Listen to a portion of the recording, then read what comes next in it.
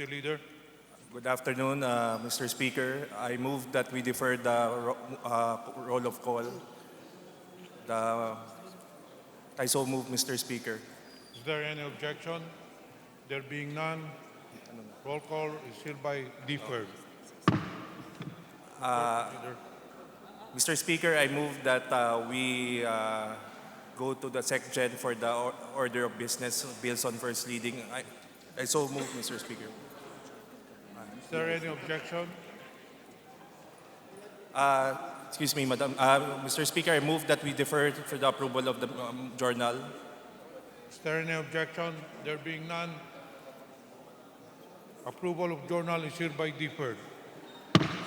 Majority Leader. Mr. Speaker, I move that we perform the reference of business for the Secretary General to read the title of bills on resolution of first reading. Is there any objection? There being none, Secretary General is hereby directed to read the title of the bills. Reference of business, bills on first reading. House Bill number 4162, renewing for another 25 years the franchise granted to Romeo Cabraste Servando under RA number 8202. To the Committee on Legislative Franchises. House Bill number 4163, ensuring the safety of passengers by mandating all public transportation drivers who have been apprehended to bring them to a safe place with easy access to public transportation before the vehicle is impounded. Representative Bautista. To the Committee on Transportation. House Bill number 4164, reclassifying as agricultural a parcel of land of the public domain situated at Lourdes, Albihid, Misamis Oriental, Island of Mindanao for Science and Technology Park site purposes of the USTP. Representative Rodriguez. To the Committee on Natural Resources. House Bill number 4165, 4173, 4189, creating the Department of Overseas Filipino Workers for Filipinos overseas. Representative Lim Jaresco Olivares. To the Committee on Government Reorganization and the Committee on Overseas Workers Affairs. House Bill number 466, designating the third Sunday of November every year National Day of Remembrance for road crash victims, survivors, and directing the Land Bank of the Philippines to prioritize the agricultural and fishery sector in the grant of loans. Representative Jaresco. To the Committee on Banks and Financial Intermediaries. House Bill number 4174, expanding the coverage of micro-enterprises as beneficiaries of the Magna Carta for micro, small, and medium enterprises. Representative Jaresco. To the Committee on Micro, Small, and Medium Enterprise Development. House Bill number 4165, creating the Boracay Island Council. Representative Jaresco. To the Committee on Natural School, Lanao del Sur Campus. Representative Balindong. To the Committee on Science and Technology. House Bill number 4185, renaming La Mesa Eco Park into the Gina Lopez Eco Park. Representative Castelo. To the Committee on Natural Resources. House Bill number 4186, providing for an across-the-board increase of 15,000 pesos to the basic salary of all elementary and secondary public school teachers. Representative Olivares. To the Committee on Appropriations. House Bill number 4187, exempting PWDs from the payment of parking fees in all commercial establishments and government buildings that charge parking fees. Representative Olivares. To the Committee on Social Services. House Bill number 4188, establishing a field office of the CHED in Misamis Occidental Province. Representative T. To the Committee on Higher and Technical Education.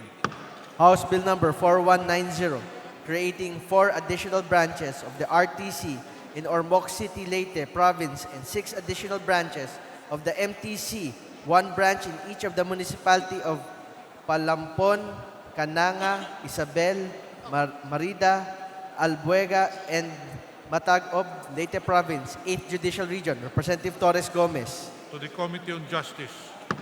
House Bill number 4191, increasing the authorized campaign expenditures of candidates and political parties, and defining an independent candidate for this purpose. Representative Villanueva Noel. to the Committee on Suffrage and Electoral Reforms, House Bill number 4192, institutionalizing Malasakit Center to complement the implementation of RA number 11223. Representative Gonzales. to the Committee on Health, House Bill number 4193, establishing the Magna Carta for Barangays. Representative Abellanosa. to the Committee on Local Government, House Bill number 4194, providing for the establishment of the archipelagic lanes in the Philippine archipelagic waters, prescribing the rights and obligation of foreign ships and aircraft exercising the right of archipelagic sea lanes passage. Representative Hofer. to the Committee on Foreign Affairs, House Bill number 4195, declaring and defining the maritime zones under the jurisdiction of the Republic of the Philippines. Representative Hofer. to the Committee on Foreign Affairs, House Bill number 4196, strengthening the utilization of information and communication technology in all public elementary and high schools. Representative Yap Victor. to the Committee on Basic Education and Culture, House Bill number 4197, providing for a Magna Carta for tricycle drivers and operators, institutionalizing mechanisms for its implementation. Representative Yap Victor.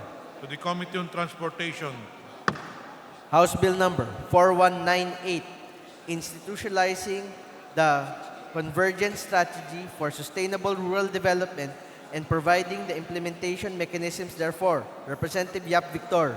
to the Committee on Rural Development, House purpose, a Tulog Kabataan sa Agrikultura Program and Trust Fund.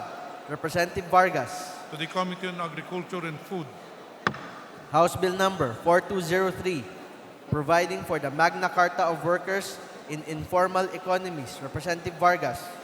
to the Committee on Labor and Employment, House Bill number 4204, increasing the penalty imposed against pollution of and the procedure for the access to the images. Representative Vargas. to the Committee on Public Order and Safety, House Bill number 4209, promoting sustainable and alternative modes of transportation and other mobility options to improve air quality, increase efficiency, reduce road congestion, and contribute to positive health impacts in our society. Representative Vargas. to the Committee on Transportation, House Bill number 4210, promote Super Health Center and Lying-in Clinic in Barangay Novaliches proper, Quezon City. Representative Vargas. to the Committee on Health, House Bill number 4214, instituting inclusive and the establishment of inclusive education learning resource centers for children and youth with special needs in all public school divisions. Representative Vargas. to the Committee on Basic Education and Culture, House Bill number 4215, regulating the use of government ambulances. Representative Vargas. to the Committee on Health, House Bill number 4216, prohibiting discrimination on the basis of ethnicity, race, religion, or belief, sex or gender, or sexual orientation, language, disability, educational attainment, and other forms of discrimination. Representative Vargas. to the Committee on Human Rights, House Bill number 4217, amending Section 15 and 16 of RA number 10071. Representative Velasco. to the Committee on Justice, House Bill number 4218, providing for a national program to support and care for the abandoned, neglected, and voluntarily committed children, creating a special trust fund. Representative C. Alvarado. to the Committee on Welfare of Children, House Bill number 4219, providing for the establishment of a sports complex in Tayabas City, Quezon Province. Representative Villarasa Suarez, Suarez David, Suarez Aleta, and Verga, and Tan Angelina.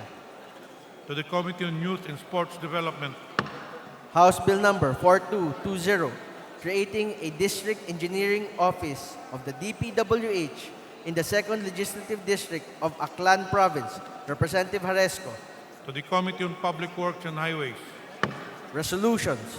House Resolution 260, urging the House to exercise its oversight function and to conduct an investigation on the implementation of RA number 10592, Representative Garbin. to the Committee on Rules, House Resolution 261, directing the House to adopt an institutional policy disallowing the use of disposable plastic water bottles. Representative Pacquiao Alberto. to the Committee on Ecology, House Resolution 262, urging the House Committee on Suffrage and Electoral Reforms to conduct an inquiry into the allegations of electoral fraud, specifically the use of false addresses of registered voters. Representative Sarmiento. to the Committee on Rules, House Resolution 263, directing the appropriate House Committee to conduct an investigation on the delayed contracts and projects of the NAIA and to demand the agency to efficiently pursue the recommendations made by the COA to address its insufficiencies. Representative Herrera D. to the Committee on Rules, House Resolution 264, honoring and commending the Metrobank Foundation Outstanding Filipinos for 2019. Representative Bravo. to the Committee on Rules, House Resolution 265, expressing the profound sympathies and condolences of the House on the death of Honorable Julian Bacos Daan, incumbent City Councilor of Talisay, Cebu, former member of the Sangguniang Panlalawigan of the Province of Cebu, and an icon in the preservation and promotion of Visayan culture and arts. Representative Lagon. to the Committee on Rules, House Resolution 266, resolution urging President Rodrigo Roa Duterte to immediately appoint a secretary to the Department of Human Settlements and Urban Development who can shepherd the newly created agency in fulfilling its mandate as provided by RA number 11201. Representative De Loso Montalia. to the Committee on Housing and Urban Development, House Resolution 267, resolution directing the Committee on Natural Resources to conduct an investigation on the incident of dredging being carried out by Pacific Offshore Exploration Incorporated. Representative Berzaga. to the Committee on Rules, House Resolution 268, commending Mr. Gerard Jacinto for his exemplary performance in the 17th FINA World Jurors Swimming Championship held in Budapest, Hungary. Representative Crisologo. to the Committee on Youth and Sports Development, House Resolution 269, urging the proper committee of the House to conduct an investigation on the controversial and glossy disadvantageous sale of UC property by its President, Representative Romero and Pineda. Committee on Rules, House Resolution 270, calling an inquiry on the Quezon City Mall incident involving transgender with particular attention to get the side of the janitress, the security guard, and the mall management concerned. Representative Villanueva, Brother Eddie, and Rivera. to the Committee on Rules, House Resolution 271, urging the House to conduct an investigation into the procurement of at least 25% of annual school desks and armchairs requirement on all public elementary and secondary schools nationwide. Representative Savillano. to the Committee on Rules, House Resolution 272, directing the Committee on Tourism to conduct an inquiry in implementation of scuba diving safety regulations. Representative Biason. to the Committee on Rules, House Resolution 273, commending the Philippine National Volunteer Service Coordinating Agency for valuable contribution to nation development and congratulating its agency on its 55th anniversary. Representative Robes. to the Committee on People's Participation, House Resolution 274, urging the House Committee on Human Rights to conduct an investigation on the killing of Lumad Liner by Lea Tambalang of Valenzuela City, Bukidnon, on the persistence of killing in Bukidnon. Representative Kulyamat Zarate Gaite.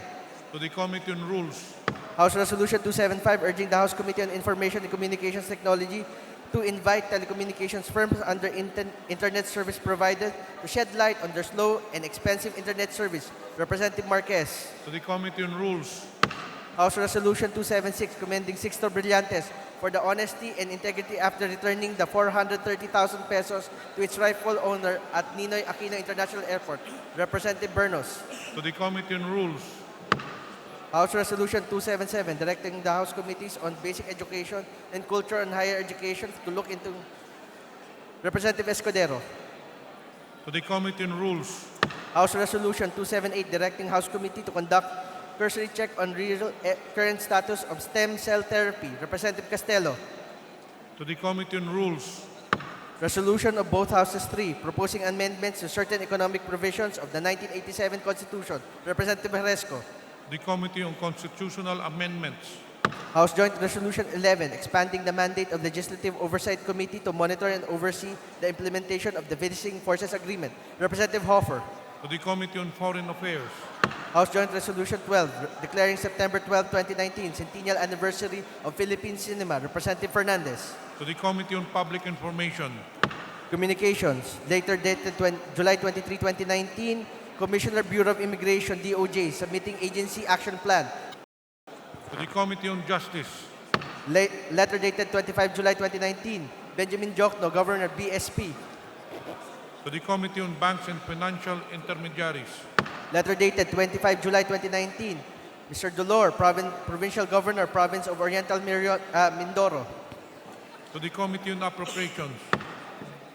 Report Fund Utilization Status Program Implementation Quarter ended 2019, Municipality of Corelia, Province of Bohol. To the Committee on Appropriations. Report on Fund Utilization Status Program Project Implementation Second Quarter ending 2019, Municipality of Bohol. To the Committee on Appropriations. Letter dated July 30, 2019, Mr. De Guzman, President, Polytechnic University. To the Committee on Appropriations. Letter dated July 30, 2019, Mr. Morente, Commissioner, Bureau of Immigration. To the Committee on Justice. Letter dated August 1, 2019, RADM, Roberto Escal, AFP, President, National Defense College. To the Committee on National Defense and Security. Letter dated August 9, 2019, Dr. Annabel Briones, Director, Industrial Technology Development Institute, AAPSI. To the Committee on Higher and Technical Education. Majority Leader. Mr. Speaker, I move that we call the roll of members. So move, Mr. Speaker. Is there any objection? There being none, the Secretary General is hereby directed to call the roll. Roll call of members. Honorable Representatives. Abante, Abaya, Bellanosa, Abueg Zaldibar, Abundes, Fernando, Fer Juliet, Fer Luis, Flores, Fong Juan, Fortuno, Frasco, Fuentebella, Gaite, Garbin, Garcia Jose Enrique, Garcia Pablo Jan, Garcia Vincent, Garin Janet, Garin Sharon, Gasataya, Gatchalian, Gato, Heron, Go Ed, Go Mark, Gonzaga, Gonzales Aurelio, Gonzales Neptali, Gonzales Carlo, Groseta, Guico, Gullas, Guya, Haresco, Hataman, Hernandez, Herrera D, Hofer, Alushos, Javier, Jimenez, Ko Elisa, Ko Wilton, Kong Hun, Labad-Labad, Lacson Noel, Lagman, Lagon, Lara, Lasatin, Liachon, Legarda, Lim Kaichong, Lopez, Loyola, Macapagal-Arroyo, Maceda, Madrona, Malapitan, Mangawang, Magundadato, Marcoleta, Mariano Hernandez, Marino, Marquez, Martinez, Matba, Matugas, Mendoza, Momo, Actividad Nagaño, Nava, Nieto, Noel, Nograles Jericho, Nograles Juan, Nolasco, Nunez Malanyaon, Ominal, Olivares, Ong Jose, Ong Ronnie, Ortega, Uano Dizon, Pacquiao Alberto, Pacquiao Rogelio, Padiernos, Paduano, Palma, Pancho, Panotes, Peña, Pichay, Pimentel, Pineda, Plaza, Puno, Kimbo, Radaza, Ramirez-Sato, Ramos, Rimulya, Revilla, Reyes, Rivera, Robes, Rodriguez, Roman, Romero, Romualdez Ferdinand, Romualdez Sieda, Romualdo, Romulo, Roque, Sakdalan, Sagarbaria, Sakaluran, Salceda, Salimbangon, Salo, Sanchez, Sancopan, Santos Recto, Sarmiento, Saulug, Savillano, Xiao, Silverio, Singson Mian, Sinsuat, Swansing Estrelita, Swansing Horacio, Suarez Aleta, Suarez David, Suntay, Si Alvarado, Taduran, Talyado, Tambunting, Tan Alisa, Tan Angelina, Tan Shamir, Tan Shari, Tan Tambut, Tihada, Teves Arnulfo, Teves Jose, Tiangco, Tolentino, Torres Gomez, Tulfo, Tupas, Tutor, T. Umali Alfonso, Umali Maria Victoria, Unabia, Ungab, Uy Juliet, Uy Rolando, Valeriano, Valmayor, Vargas, Vargas Alfonso, Velasco, Veloso, Vergara, Villafuerte, Villanueva Brother Eddie, Villanueva Noel, Villarasi Suarez, Villarica, Villago, Yap Eric, Yap Victor, Yu, Zamora Ronaldo, Zamora Y. Kurat, Zarate Zubiri. The speaker's present.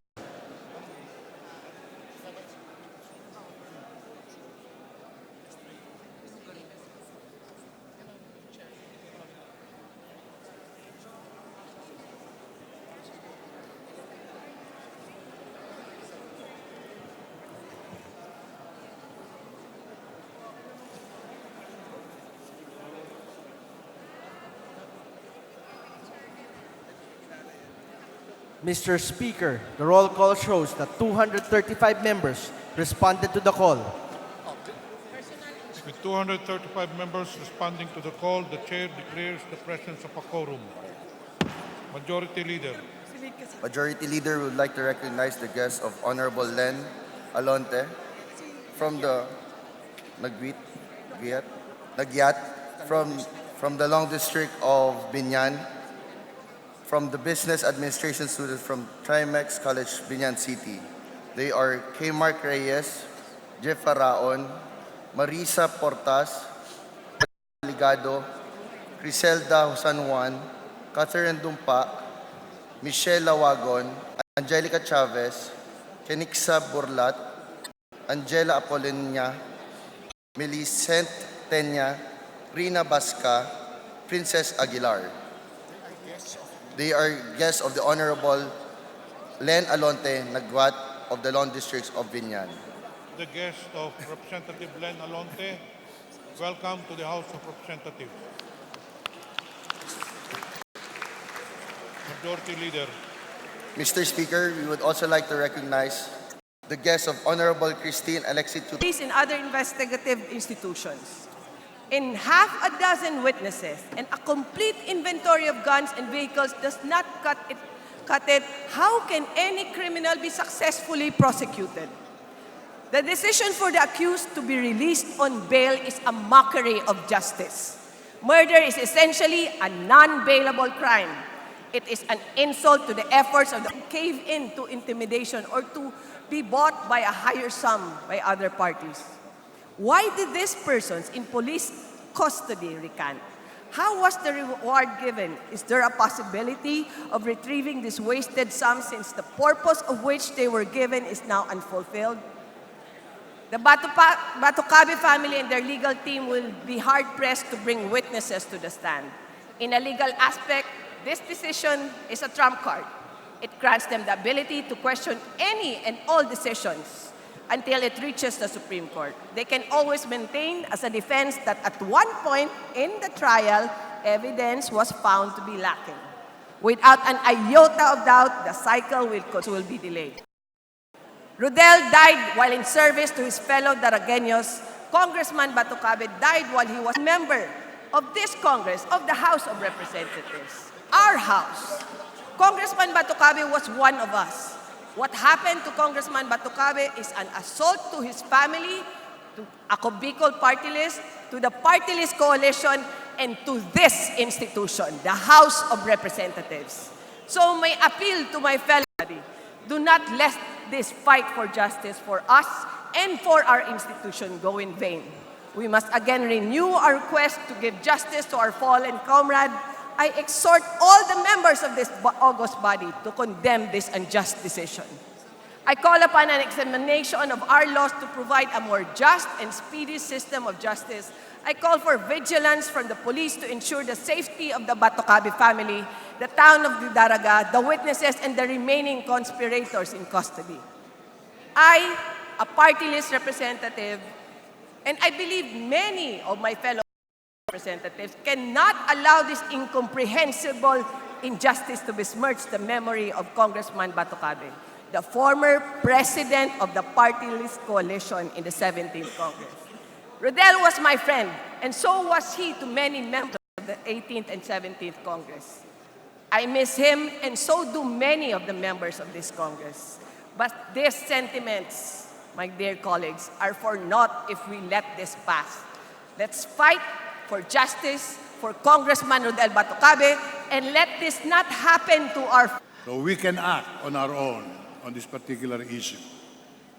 We don't need to wait for anyone for us to do something about it. Mr. Speaker, I think the House can do so much in order to gain justice and as well attention to the problem at hand.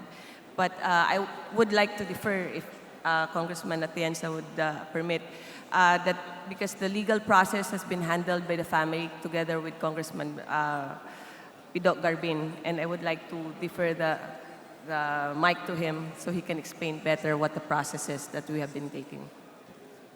Representative Garbin is recognized. Thank you, Mr. Speaker. As what we have showed to the Sanchez case, wherein there was public outcry, public uproar, and that deterred the release of a convicted rapist and murderer. In the same way that we should also show a public outcry to the decision of the RTC judge who adjudged the bail grant to the mastermind of the Batocabe killing. Other than that, the family and his lawyers are exerting all the legal remedies such as the motion for reconsideration coupled with a motion for inhibition so that we could avoid the miscarriage of justice in the murder case of the late Congressman Rodel Batocabe. Mr. Speaker, at this point, I'm a bit perplexed. The beauty of Congresswoman Garin has been now overshadowed by a good I totally agree with you, natin. Congressman Lito Atienza. Mr. Speaker, the true deterrence to the commission of a crime is the certainty of arrest and prosecution. And that's why we rely on our justice system, so that whenever we see an arrest and eventually a criminal has been prosecuted and put into justice, then we see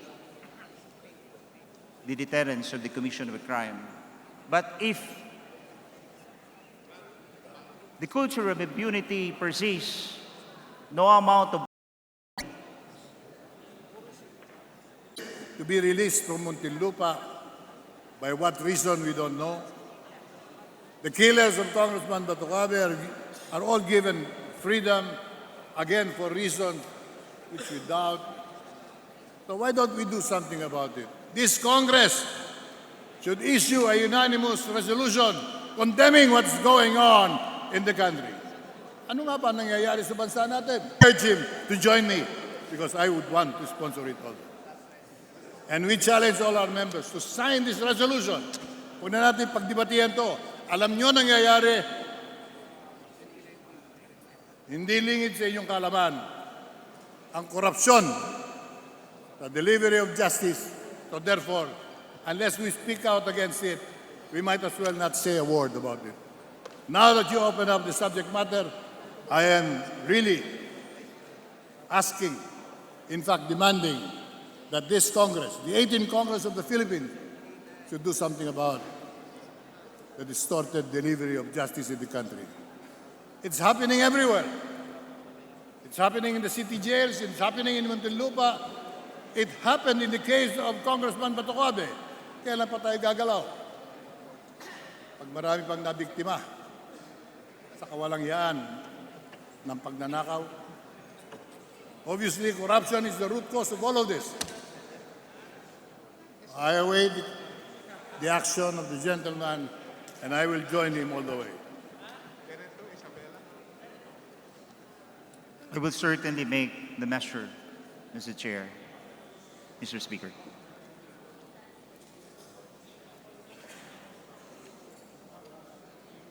Will we issue that statement, Mr. Speaker?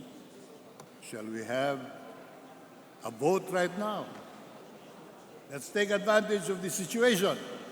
Why don't we all vote today? Do we want a resolution condemning the criminal justice system and the distortion of justice in the country, or would you rather keep quiet? If it is procedurally in accordance with the rules, then we can do it. But I'll abide by the guidance of the leader whether we can do it. Majority Leader. Mr. Speaker, we have rules approved by the body. But the rules can be amended also by this body. The roll call said we have 234 members present on the floor. This is an overwhelming majority. If we decide to suspend the rules, we can issue that resolution today so that tomorrow the whole nation will be jolted to reality. This Congress is acting decisively under the leadership of Congressman Martin Romualdez and Congressman Cayetano, the Speaker of the House. Before we action on that matter, may we know what is the content of the resolution?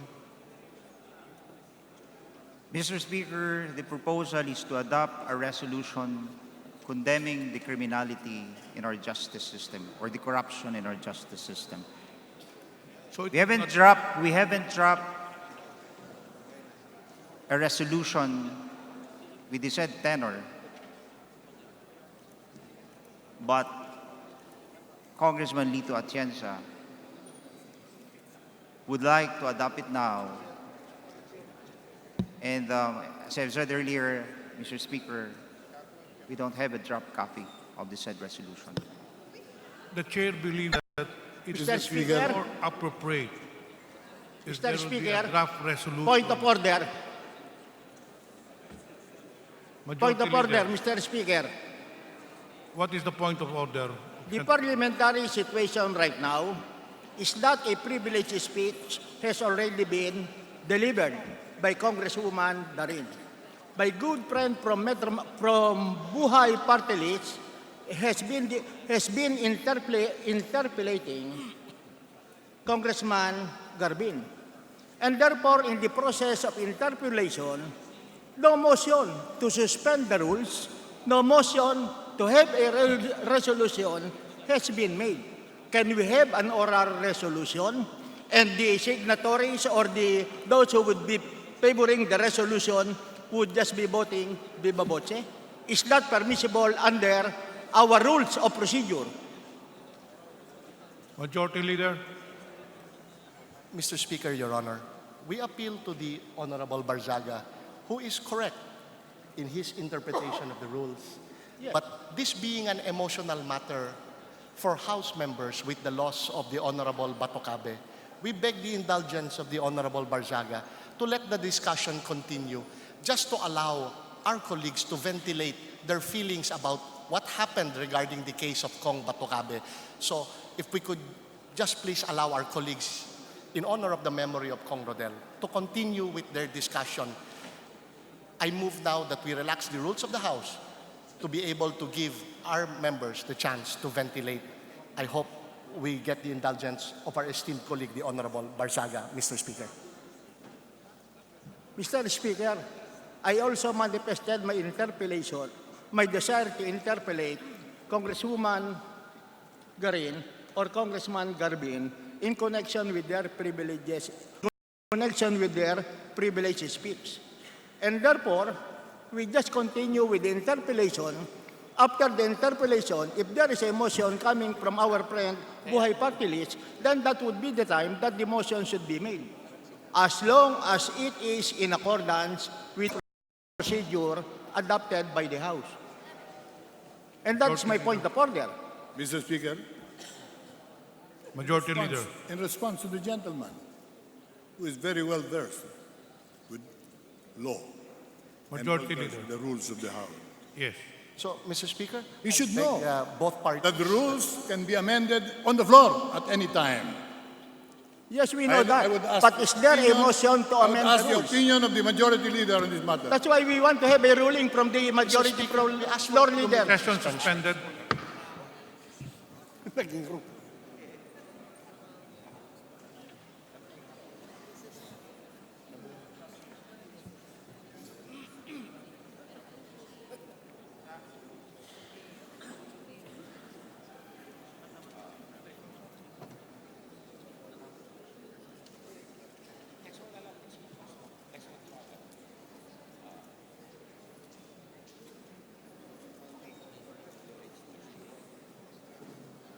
Resume na ba? Ha?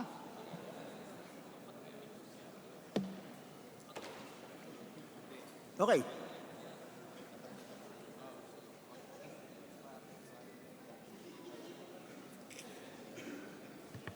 Ayun.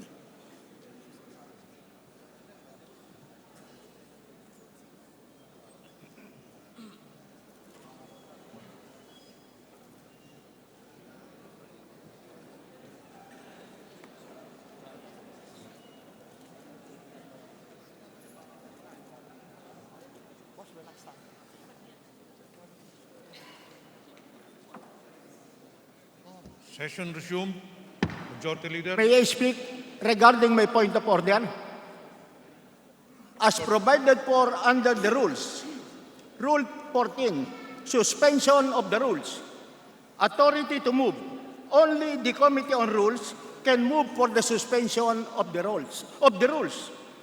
And I have to admit, a dear friend from Buhay Party List is not a member of the Committee on Rules, and therefore, he is not authorized to make a motion for the suspension of the rules. Otherwise, if we will not follow our rules, then there will be disorderly insofar as our proceedings are concerned. What would be the use of having these rules if we ourselves would not be observing them? Majority Leader. Mr. Speaker, Your Honor, the honorable gentleman from Cavite is correct, which is why I moved for a suspension of the rules. So I beg the indulgence of the gentleman from Cavite that the honorable Atienza be allowed to continue with this interpellation, and after we will interpellation from the gentleman from Cavite. You move. So, Mr. Speaker, I move that we relax the rules of the House. I reiterate my previous motion so as to give a chance to all our colleagues to ventilate their opinion. Is there any objection? There being none, motion is approved. Let us proceed with the interpellation. Mr. Speaker, we move that we suspend the rule.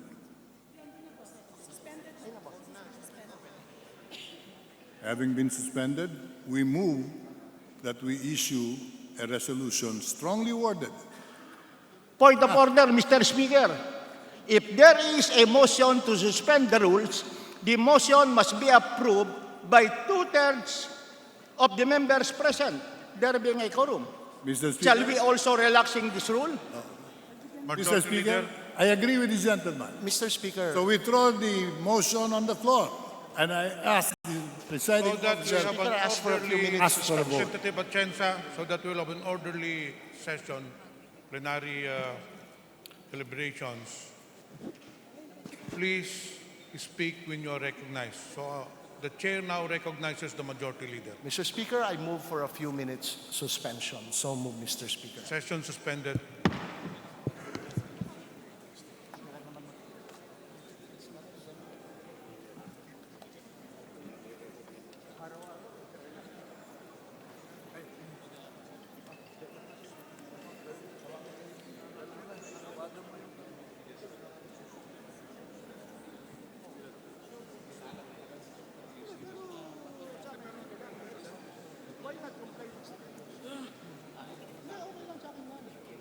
Pero pag ako na-violate ako.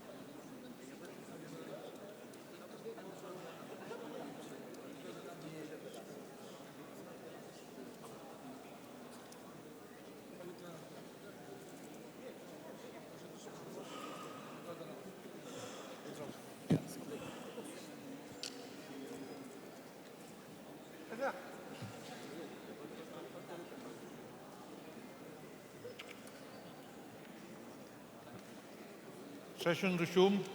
Majority Leader. With that, Mr. Speaker, I move that we recognize the Honorable Lito Atienza to continue his interpellation of the Honorable Garbin. So move, Mr. Speaker. At this point, Mr. Honorable Speaker, Lito Chencha is recognized. at this point, Mr. Speaker, I realize that the gentleman from Cavite would like to interpolate. So I'd like to withdraw my motion to suspend the rules and allow him to do his interpellation to his heart's delight. He may be as affected as we are all affected by this turn of events in the Batocabe case. Kaya sana ay magtanong siya at Majority gamitin Leader. niya itong karapatan ng bawat isa sa Mr. atin. Speaker, the withdrawal of the motion of the Honorable Atienza is very well noted. And once again, I reiterate that he be recognized so that he may interpellate the Honorable Garbin. Oh, recognize na ba ako? Mr. Speaker, I move that we recognize the Honorable P.D. Barzaga for his manifestation. Representative P.D. Barsaca is recognized. Thank you very much, Mr. Speaker. Before I start, I would like to express my deepest courtesy to our colleague coming from Buhay Party List insofar as allowing this representation to conduct his happens to be my colleague in the 15th and 16th Congress. He was a fine lawyer, a graduate of the University of the Philippines, and when I read in the newspapers that he died on December 22 with political implications as the motive for his death, I was deeply saddened. And I am more saddened right now when I discovered that the accused, who happens to be the suspected mastermind, was given the privilege to post bail. Under the Constitution, a bail is a matter of right insofar as accused is concerned based on the presumption of innocence.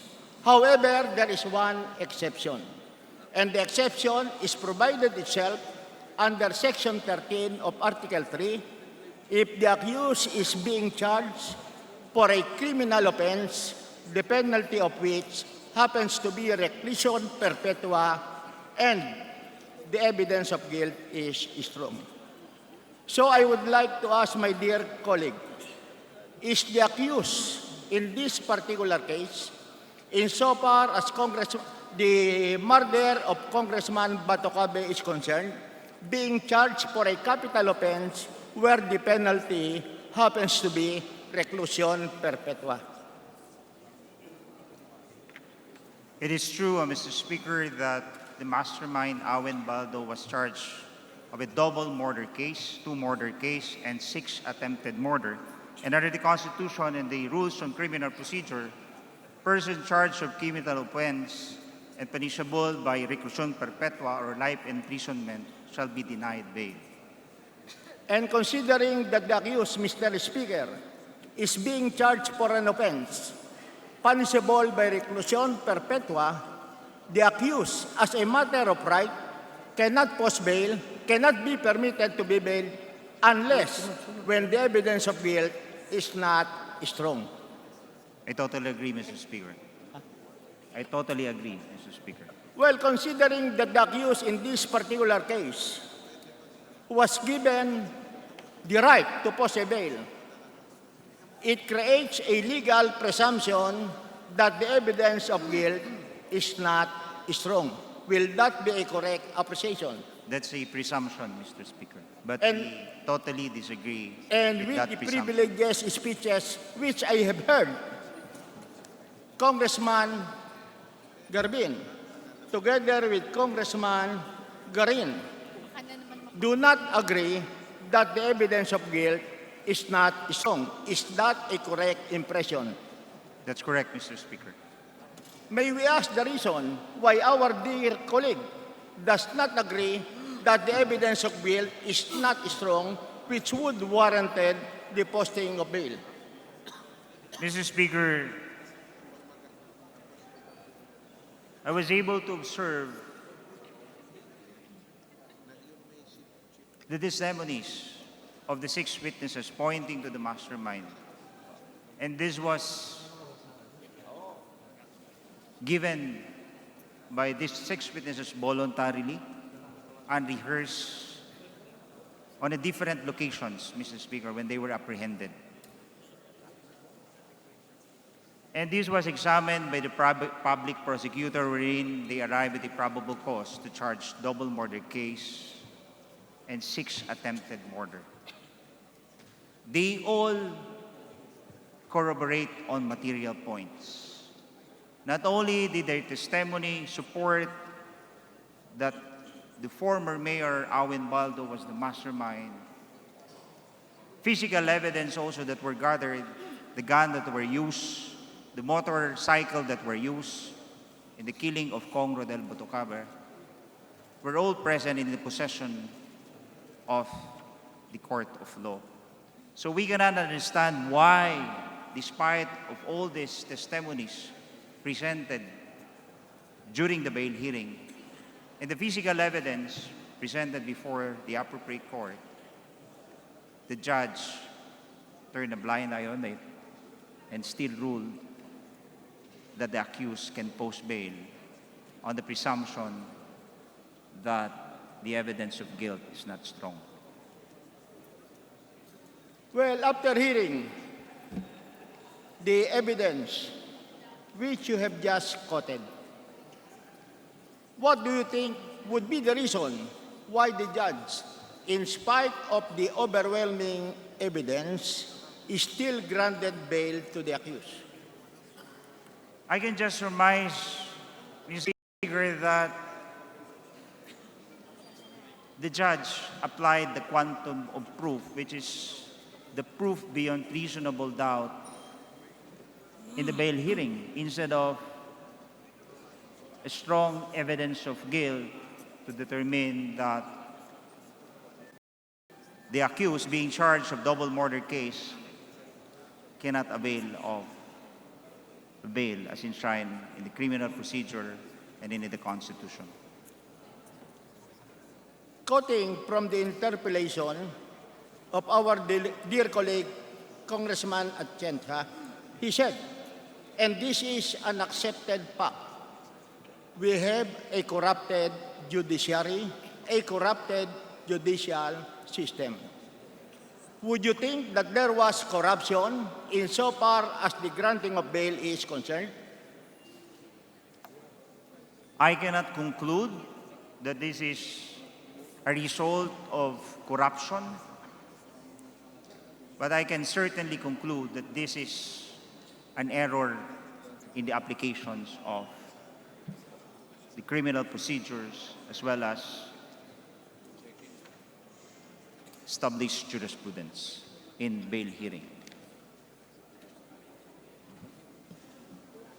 I would just like to quote the constitutional provision, resolution of this House, and also at the same time, considering that litigation is expensive, I also urge my dear colleagues to establish a fund to support the legal expenses in order the quest for justice of the relatives of Congressman Botocabe could be achieved.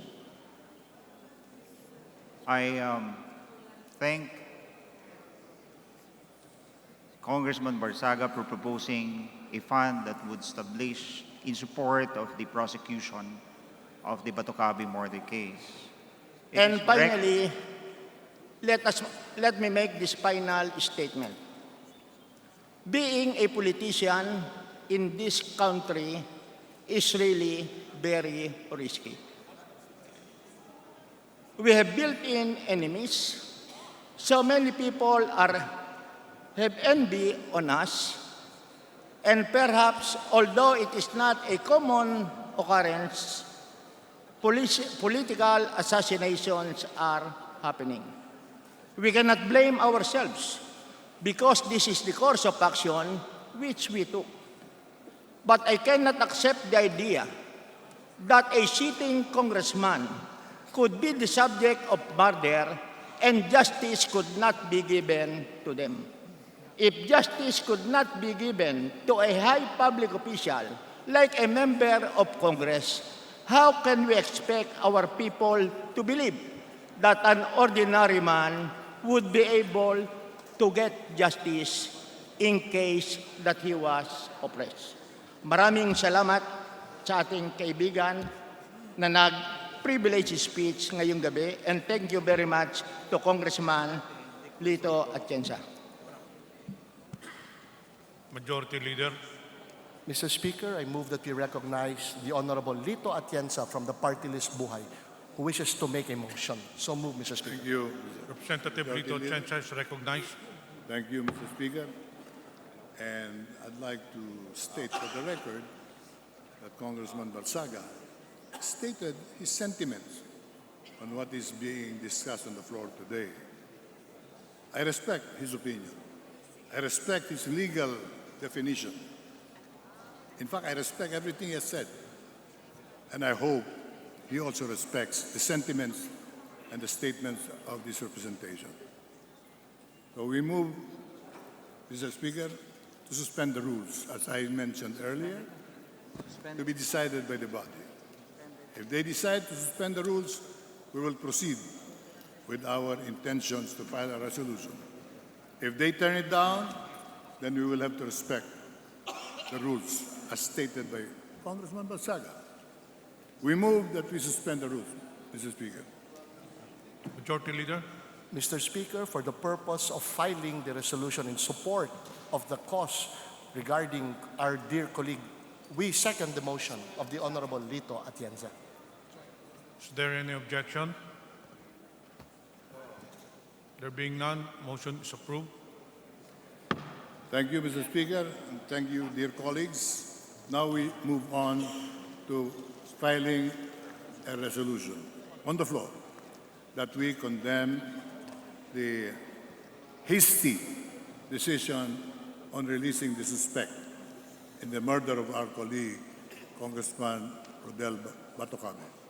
And in the same manner, we can mention already what's going on in the country. And let it be heard, and let it be said, that this Congress, composed of gentlemen and ladies who are committed to defend justice in every form, that we take note of what's going on in Muntinlupa, in all the jails of the country, and the miscarriage of justice going on every day. I second the motion, Mr. Speaker. Majority Leader. Mr. Speaker, the motion has been seconded, and another colleague of ours who has been the subject of a similar ambush, the Honorable Gentleman from Magsasaka Party List, the Honorable Argel Kabatbat, wishes to be recognized so that he can support the motion of the Honorable Lito Atienza. I move for his recognition, Mr. Speaker, Your Honor. Representative Kamatmat is hereby recognized. Thank you, Mr. Speaker. I am here to support the motion of our colleague from Buhay Party List to denounce the murder of our colleague because I suffered the same fate last year, Mr. Speaker, when I was ambushed last February 13 along EDSA. I managed to kill my assailant by running over the two riding in tandems, and I was intending to run for Congress that time. So when I heard about the murder of Congressman Batocabe, I thought that I should also speak out to denounce such killings because there was a chance that I would be elected also. So I support the motion of our colleague here, and I also denounce the killing of our colleague, Congressman Batocabe. Thank you, Mr. Speaker. Majority Leader. Mr. Speaker, With that, Mr. Speaker, move for the recognition again of the Honorable Lito Atienza. with the kind permission of the Atienza is Majority recognized. Leader, I'd like to invite Congressman Garbin, who is the closest friend of the murdered Rodel Batocabe, to make a resolution so that all the sentiments that we are whole feeling right now be translated into a formal resolution. Majority Leader. So we support the motion and in fact have seconded the motion of the Honorable Atienza, Mr. Speaker. Is there any objection?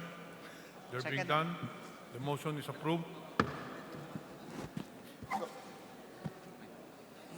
Thank you, Mr. Speaker. Thank you, Mr. Majority Floor Leader.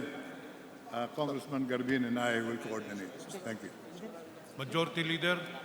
So, Mr. Speaker, I move that we refer the privileged speech of the Honorable Sharon Garin, the interpellation by our colleagues and the answers by our colleagues to the Committee on Rules. So move, Mr. Speaker. Is there any objection? There being none, motion is approved. Majority Leader.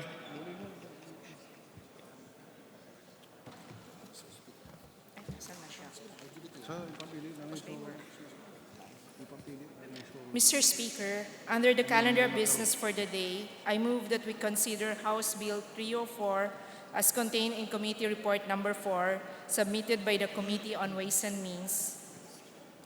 So move, Mr. Speaker. Any objection? There being none, motion is approved. Secretary General is hereby directed to read the title of the bill. House Bill number 304, an act amending sections 22, 24, 25, 27, 28, 29, 30, 32, 34, 37, 38, 39, 42, 51, 52, 54, 56, 57, 73, 108, 121, 122, 123, 174, 176, 179, 181, 182, 183, 184, 185, 186, 187, 188, 189, 190, 191, 194, 195, 196, 197, 198, and 199, and repealing sections 127, 175, 177, 178, 180, 192, and 193, all under Republic Act 8424, otherwise known as the National Internal Revenue Code of 1997 as amended and for other purposes. Majority Leader. Mr. Speaker, I move that the Vice Chairperson of the Committee on Ways and Means from the 1st District of Nueva Ecija, Ms. Estrelita Swansing, be recognized to begin her sponsorship speech. So move, Mr. Speaker. Representative Estrelita Swansing is recognized. Thank you, Mr. Speaker. Honorable Speaker, my colleagues, ladies and gentlemen, the Committee on Ways and Means has the privilege of sponsoring today the Passive Income and Financial Intermediary Taxation Act, which we call PFITA. This bill is the fourth package of President Duterte's comprehensive tax reform program.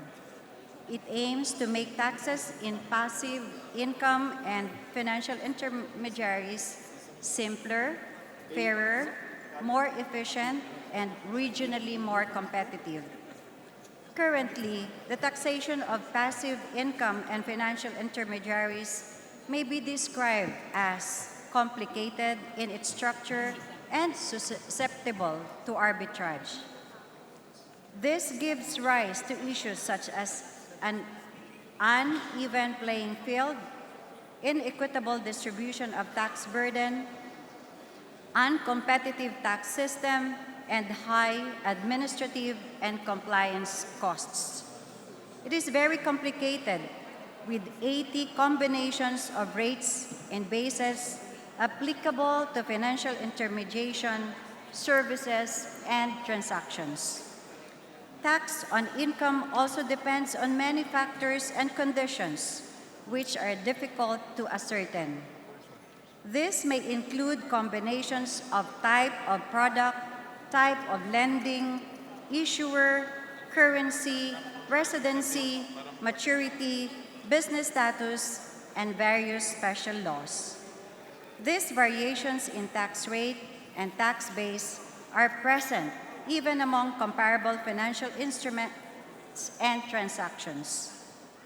In comparison with our ASEAN neighbors, the passive income tax rates in the Philippines remain among the highest.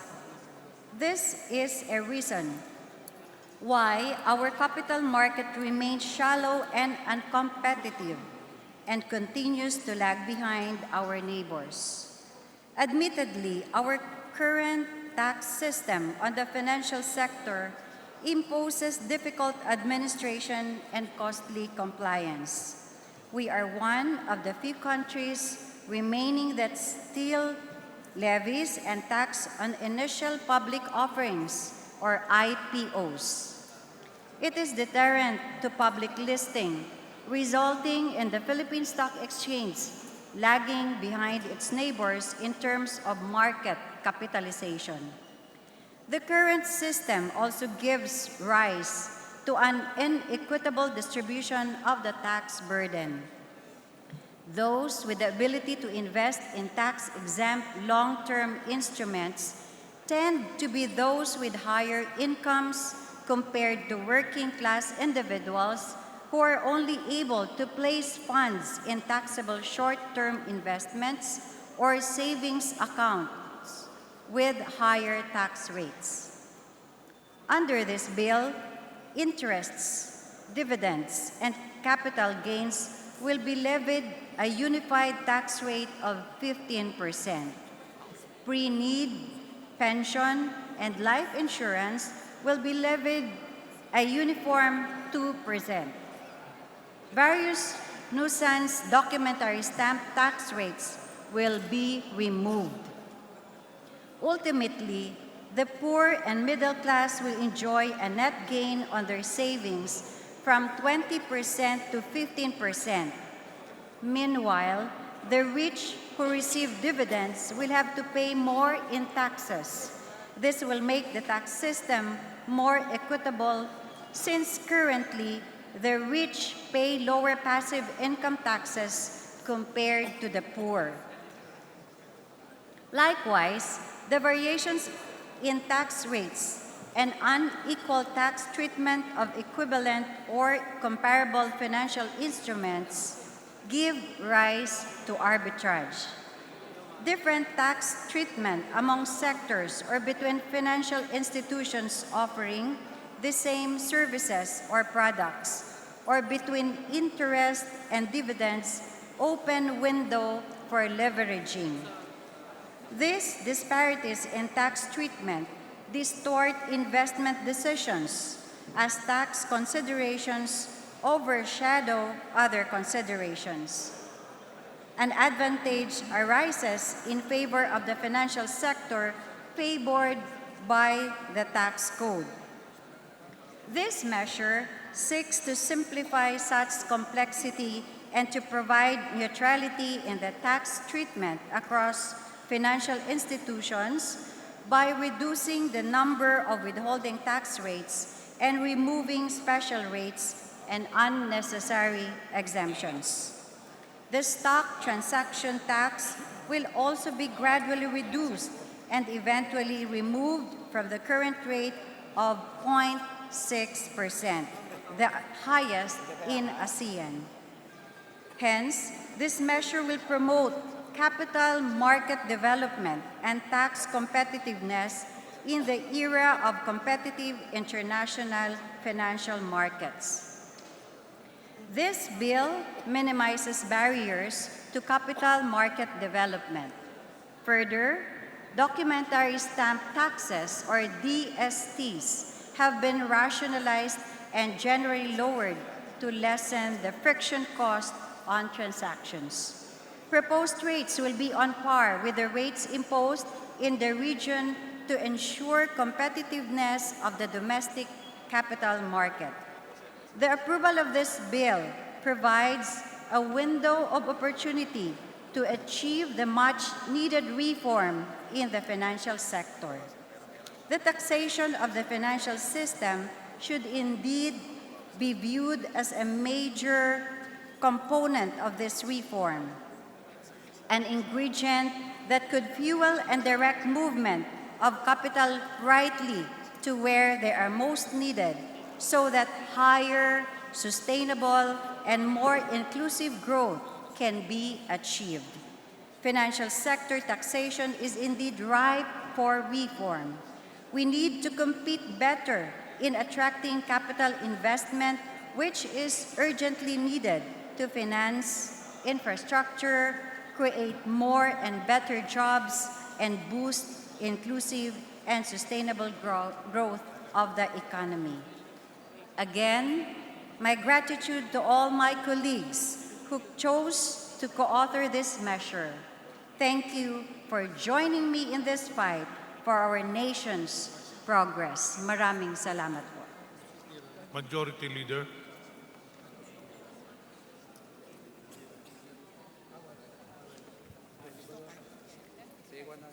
Mr. Speaker, I move that the Vice Chairperson of the Committee on Ways and Means, the Honorable Sharon Garin of the Ambis OWA Party List, be recognized to begin sponsorship of the measure.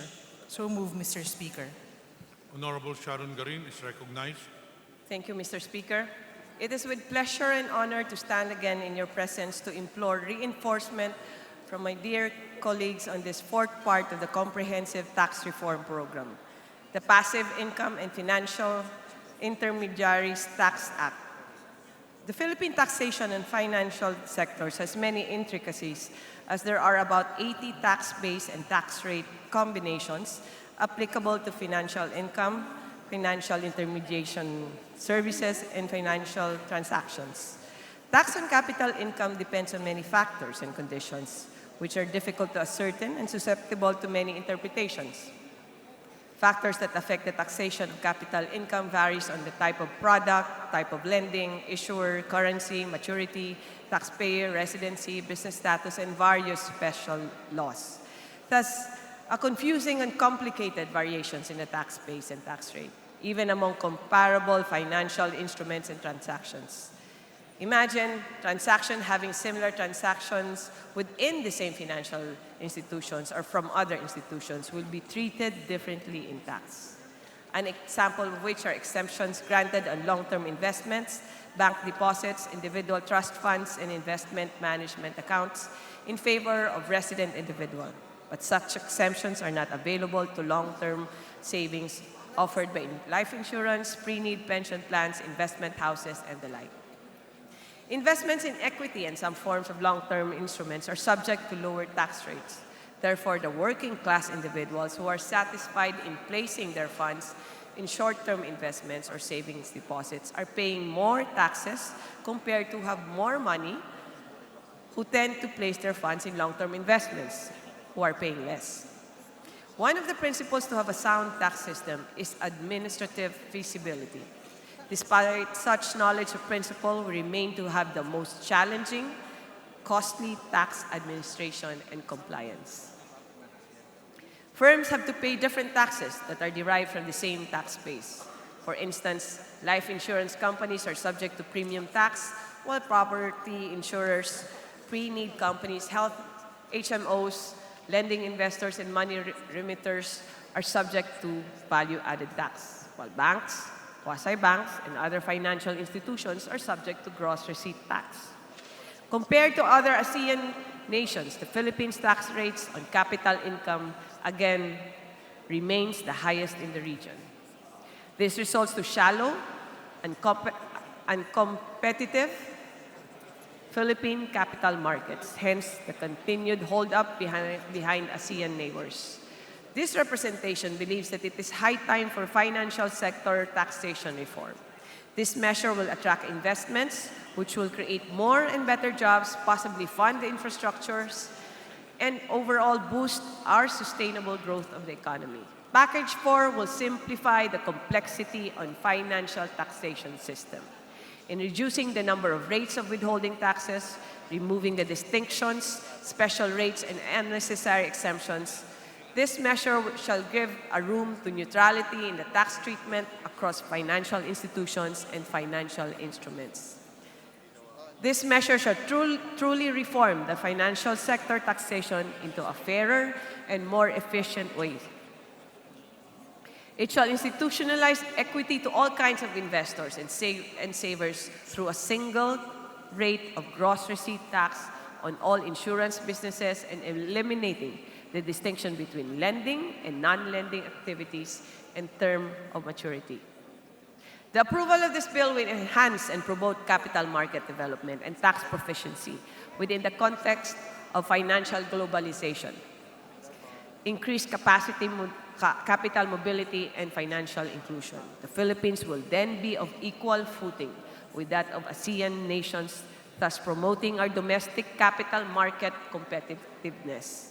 Thank you for your unwavering support. Again, good evening. Majority Leader.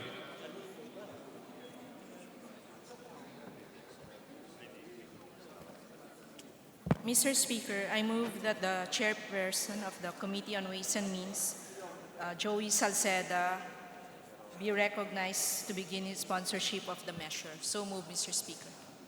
Representative Joey Salceda is recognized. Honorable Speaker, my colleagues, tonight, we're sponsoring the Passive Income and Financial Intermediary Taxation Reform Act to rationalize taxation of the financial sector so that we can lift it to the 21st century.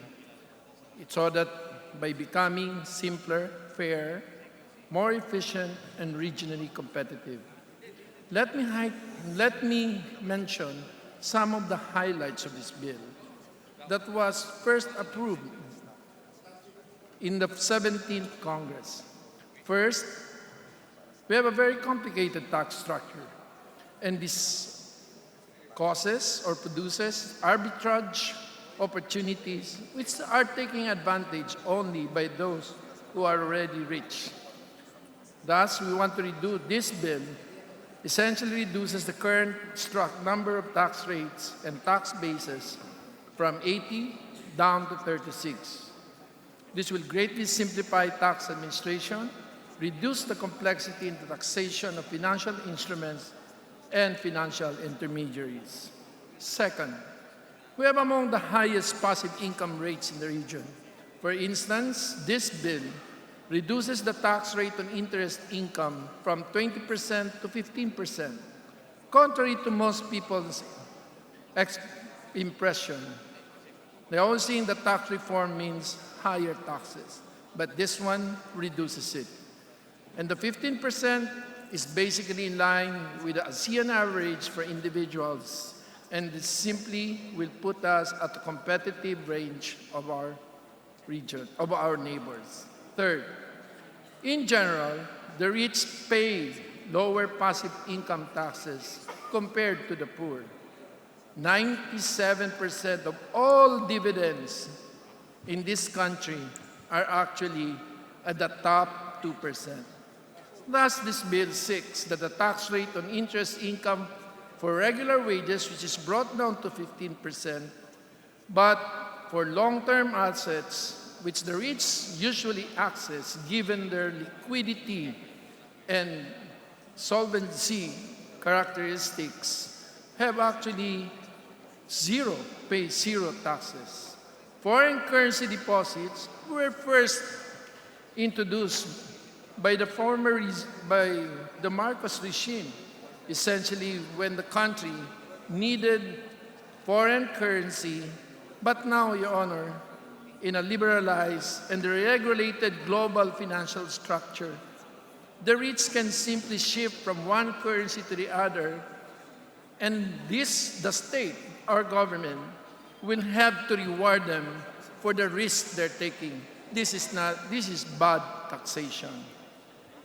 The Passive Income and Financial Intermediation Tax Act aims to generally harmonize all of these rates to a uniform 15%, and therefore, both rich and especially the poor will essentially pay the same 15% of their interest tax on their interest income. Fourth, the Filipinos are generally underinsured compared to our neighbors.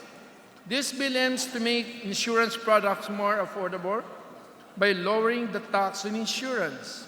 It will fix the unequal treatment for insurance products with similar nature, such as life, health, HMO, pre-need and pension, and lower the documentary stamp taxes on non-life insurance. Lower rates will encourage more participation in insurance markets and help Filipinos cope with the risk of sickness, accidents, calamities, and disasters more easily.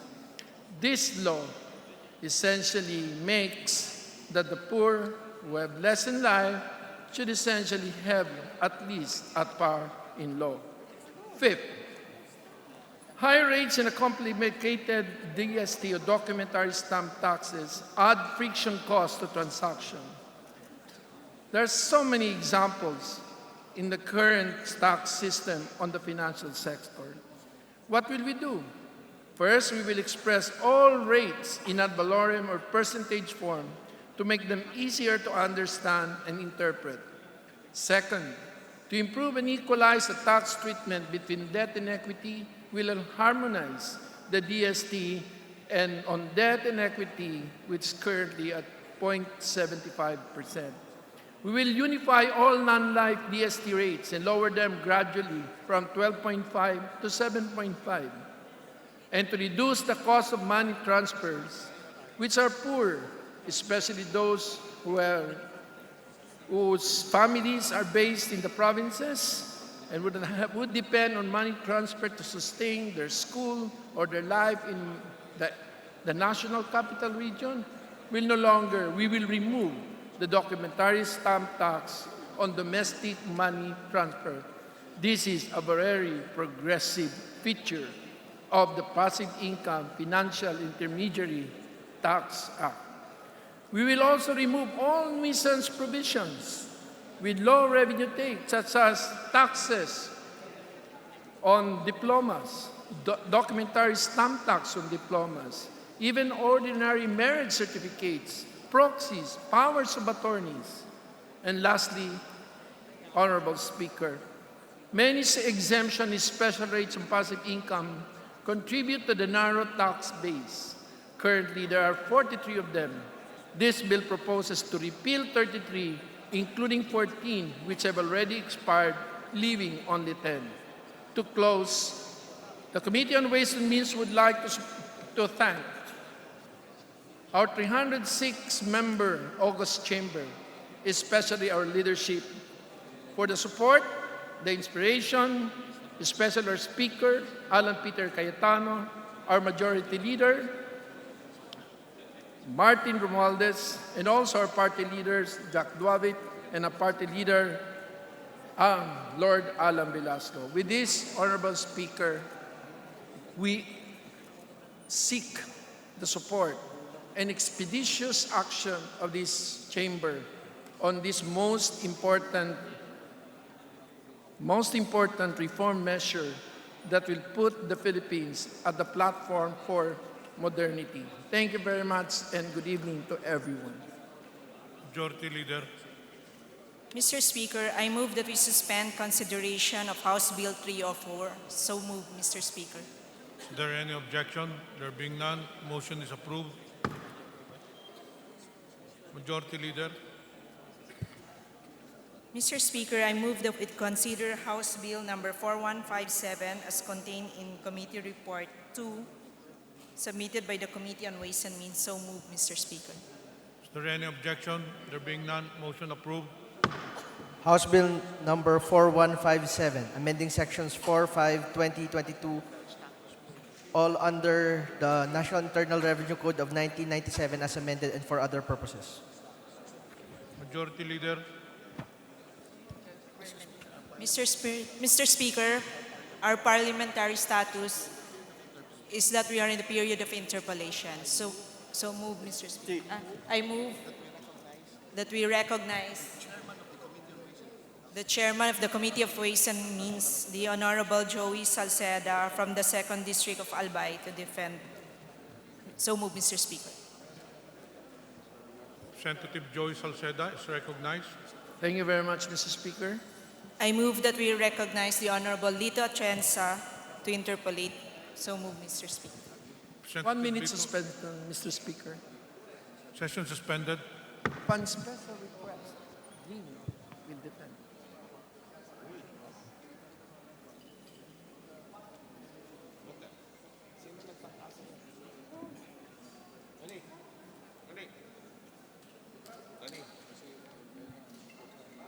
Session resumed.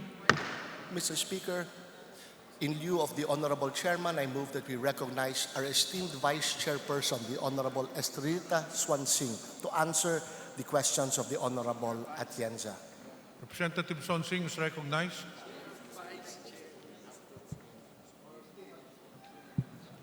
Mr. Speaker, I am ready to entertain questions. Representative Atienza, you have the floor.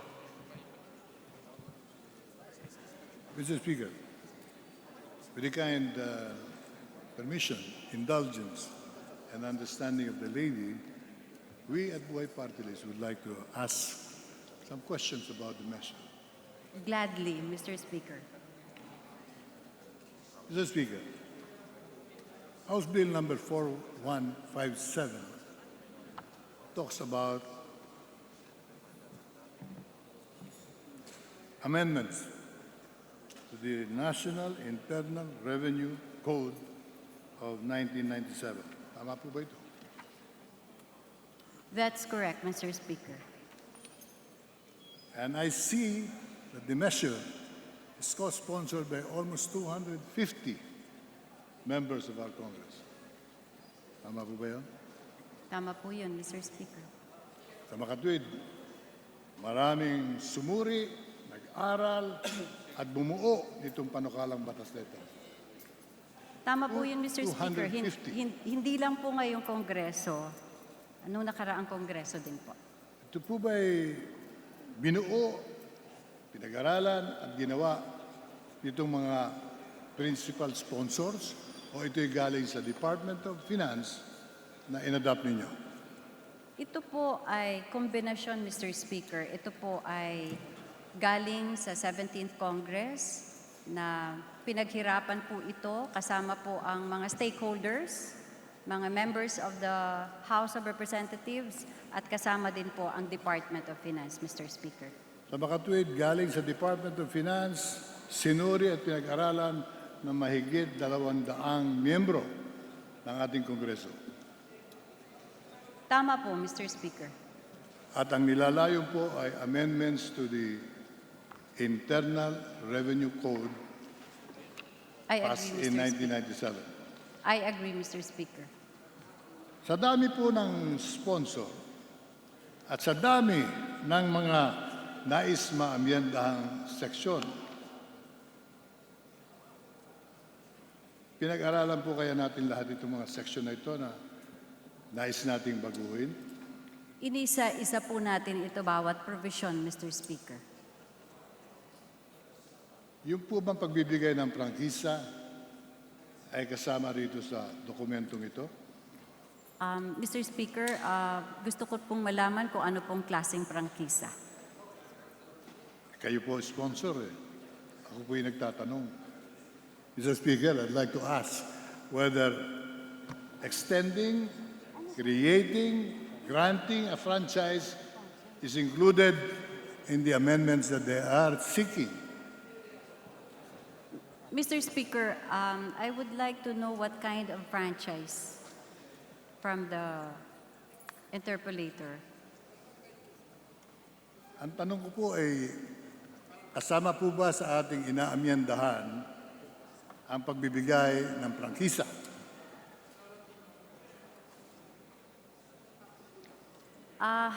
Apat na lang po ang natitira, Mr. Speaker. Halos lahat po ay tinanggal na.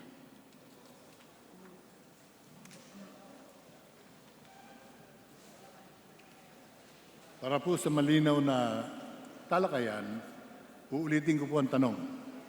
Ito po bang ating nilalayon ay isinama natin ang pagbibigay ng prangkisa sa isang korporasyon? Mr. Speaker, sa pahina 63, apat na lang po ang natira. Ibig sabihin po, yung iba po ay natanggal na. Dito po sa page 63, section 9, line 25, granting the Philippine Racing Act Incorporated a franchise to operate and maintain a racetrack for horse racing in the province of Rizal. Number 2, Mr. Speaker, is on line 30, Section 12 of Republic Act Number 8407, an act amending Republic Act Number 6631, entitled An Act Granting Manila Jockey Club, Incorporated. On page 64, Mr. Speaker, on line 3, this is on an act granting the Metro Manila Turf Club, Incorporated. And on page 64, line 7, this is on granting the Phil Asia Racing Club a franchise to construct, operate, and maintain a racetrack for horse racing in Rizal. Sa makatuwid, Mr. Speaker, dito sa 4157, hindi lamang po ito amyenda sa Internal Revenue Code, kundi meron ding granting of franchises na kasama. Yun po ba ang inamin ninyo? Mr. Speaker, ito po ay kasama ang pag-repeal ng iba't ibang batas. Hindi po ba meron tayong probisyon sa paggawa ng batas na hindi pwedeng maraming subjects ang nakukuberan ng isang panukala? Dahil kung isisingit natin ang mga prangkisa, ay baka wala nang dumaan sa Committee on Franchises. Next time, sisingit na lang sila sa isang measure na wala namang kinalaman sa prangkisa. Granting a franchise to a jockey club? Did I hear right? Mr. Speaker, this is pertaining to taxes. So, ito po ay kasama dahil ang repeal po dito ay patungkol po sa taxes. So, kasama po dito. But the wording is very clear. Hindi po para... Extending the franchise of the Manila Jockey Club. This piece of paper will extend the franchise granted to a jockey club. Mr. Is that Speaker, what ang the lady is saying? repeal po natin dito is tax provisions. Hindi po yung about the franchise. Ano po yung pahinang para pareho po ang ating pinag-uusapan? Nasabi ko na po kanina, it's page 63 po, line 25, line 30, and on page 64, on page 3, and line 3, and line 7. Yung tungkol po sa jockey club.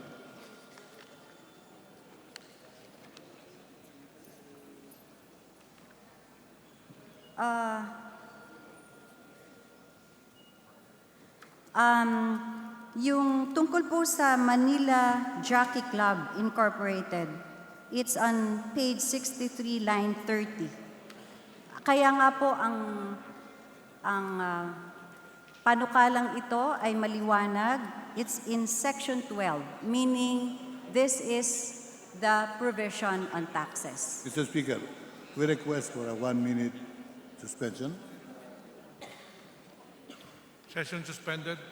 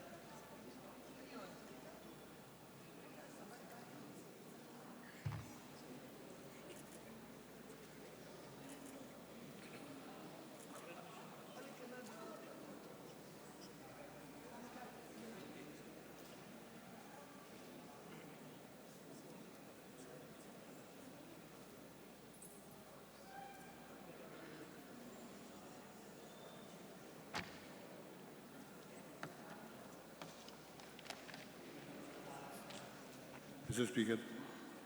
Session resumed.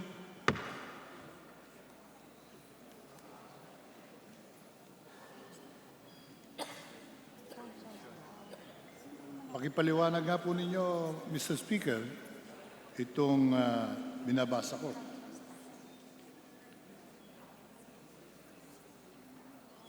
Extending the said franchise by 25 years from the expiration of the term thereof.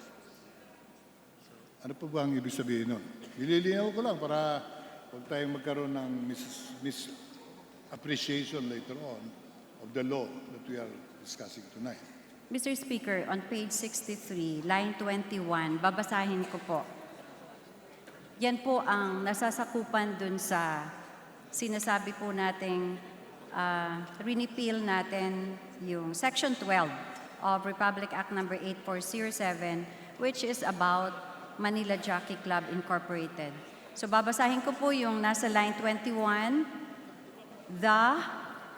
in lieu of clauses in the tax provisions of entities covered by the following franchise laws are hereby repealed 2 years from the effectivity of this act, and the entities covered shall pay the corresponding franchise tax and all other applicable taxes under the National Internal Revenue Code of 1997 as amended.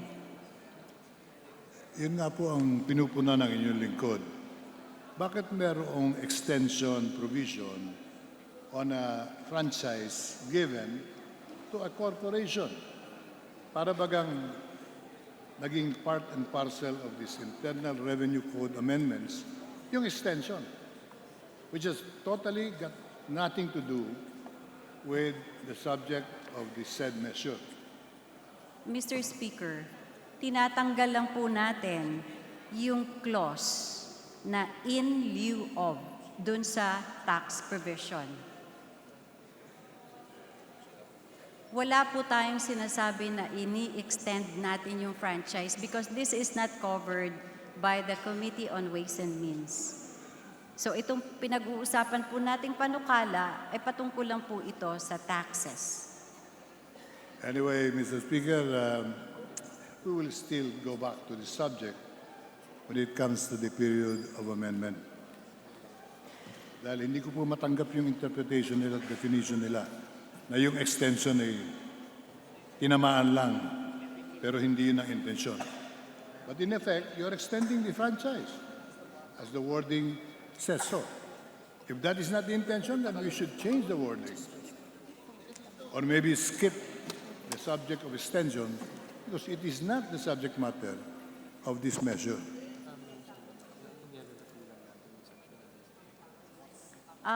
Gusto ko po ipaliwanag na dun po sa Republic Act 7953 and sa Republic Act 7953 Section 9 lang po ang rini-repeal natin. Mr. Speaker, doon naman po sa patungkol po sa Jockey Club Incorporated ay Section 12 lang po ang ating rini-repeal. Kung mamarapatin po ng ating mahal na Congressman Atienza, we will provide him with a copy of the provision. We will appreciate that, Mr. Speaker. And so we can shift to another matter. Yes, Mr. Speaker. Ito po bang panukalang ito ay naglalayon na magpalago ng ekonomiya natin? Yun po ba ang declared purpose of the Sitira Law? Inaasahan po natin, Mr. Speaker, dahil ito pong ating panukala ay rina-rationalize po natin ang incentives. At dahil po dito, ito po ay ang pagbibigay po ng incentives ay ayon na po sa performance-based. Ibig sabihin po, ang pagbibigay ng incentives ay ayon dun sa contribution ng industries or firms in the economy. So inaasahan po natin na lalago po yung ating ekonomiya. Inaasahan natin na ito'y magbibigay ng kaluwagan sa ating ekonomiya. Tama po yun. Tama po, Mr. Speaker. Sinabi rin po natin yon nung tinalakay natin yung Train 1. Ang sabi natin, ito ang magbibigay ng kaluwagan sa mga mahihirap na Pilipino. Those earning below 30,000 shall not be made to pay taxes anymore, income taxes. You remember that, I'm sure. Yes, Mr. Speaker. In your judgment, Mr. Speaker, would you say that Train 1 gave the people a better life by way of effects of the Train 1, which the Department of Finance asked us to pass? Gumanda po ba ang buhay ng Pilipino dahil doon?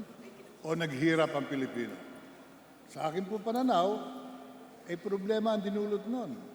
Tumaas ang presyo ng bilihin. Inflation was on a runaway condition. The price of gasoline rose almost double the original prices. And then, we couldn't explain ourselves to the people why we even approved and considered that measure. Bumaba nga at wala ng taxes ang mga mahihirap, pero tumaas naman ang presyo ng bilihin. Nawala rin silang maiuwi sa kanilang tahanan. Hindi po ba natin dapat tignan itong Train 2 with that kind of a perspective? That the thinking of the Department of Finance may not necessarily the best for the Filipino people today. Because they failed in Train 1, I have my serious doubts as to what this document and this law will give our people after we make it into a law. Aren't you worried, Mr. Speaker? I'm addressing the gentlewoman. Mr. Speaker, ang Train 1 po ay, siguro Mr. Speaker, first things first, hindi lang po dahil sa Train 1 ang pagtaas ng inflation. Marami pong factors such as meron po tayong shortage in rice, ganon din po yung U.S. sanction on Iran and increase in U.S. interest rates. So, hindi lang po dahil sa train law kaya tumaas yung inflation. At gusto ko rin pong banggitin ayon po sa datos ng Department of Finance na ang poverty rate po natin fell from 27% to 21%. So this is between 2015 and 2018, first half of 2018. So ito pong sitira na pinapanukala natin ngayon, may maliit po na impact sa inflation. So siguro gusto ko lang po ipaliwanag na hindi lang po train law ang cause ng inflation. At siguro yung pagbaba ng individual income tax ay malaki po ang naitulong dahil 111 billion in 2018 po ang pagbaba ng individual income tax. Sa makatwid, Mr. Speaker, one of the primary purposes of this bill is to collect more money for the government. Am I correct to assume that, or I am wrong? One of the functions. You intend to collect more money for the government. Noong isang kongreso, naalala ko, ang tawag natin dito ay trabaho bill. Tama po ba yun? Tama po yun, Mr. Hanggang Speaker. ngayon po ba nakikita ninyong magbibigay ng trabaho itong batas na ito? Kung ito'y aaprubahan natin? Tama po yan, Mr. Speaker. Noong nakaraang kongreso, this was a trabaho bill. Now it's sitira. In what sense, Mr. Speaker, are we calling it trabaho bill?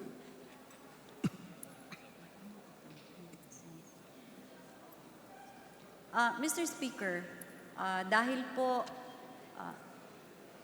ito po ay tinawag na trabaho bill noong nakaraan, ay dahil po it will provide, dahil nung nakaraang Miyerkules, binanggit ko na po na ito po will provide 1.5 million jobs in 10 years. 1.5 0.5 million jobs. Ang dami, no? Ayun ay nakikinitan yung epekto nitong batas na ito. Paano po mangyayari yun?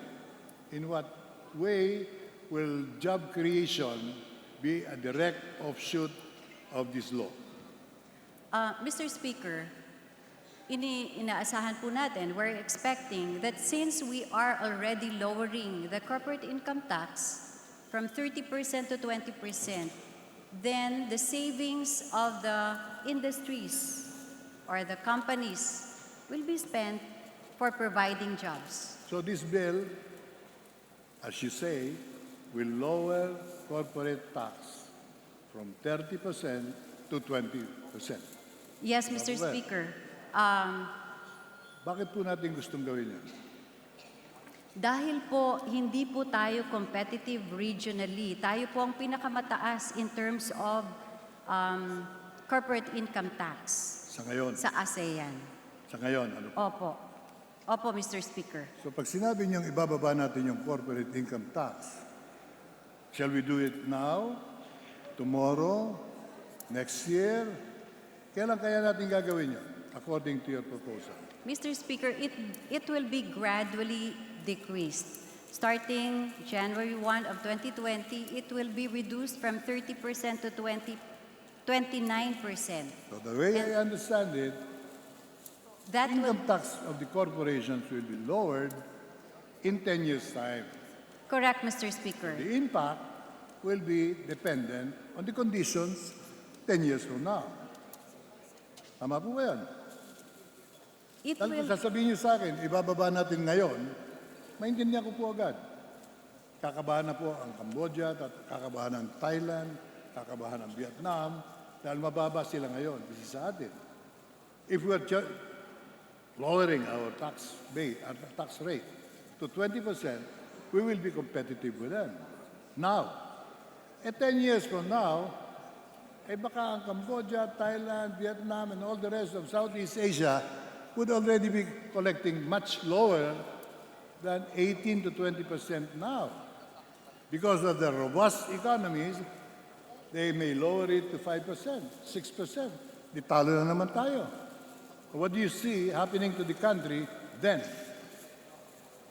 Mr. Speaker, for every 1% reduction in the corporate income tax, we will give up 26 billion for every year.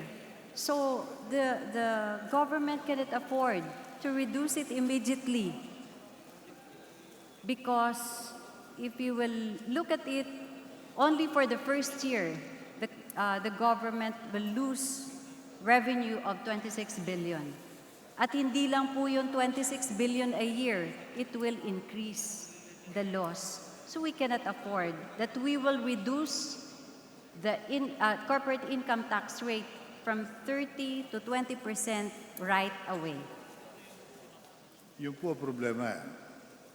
We are assuming by projecting a lowering of corporate income tax 10 years from now to be competitive may not happen at all.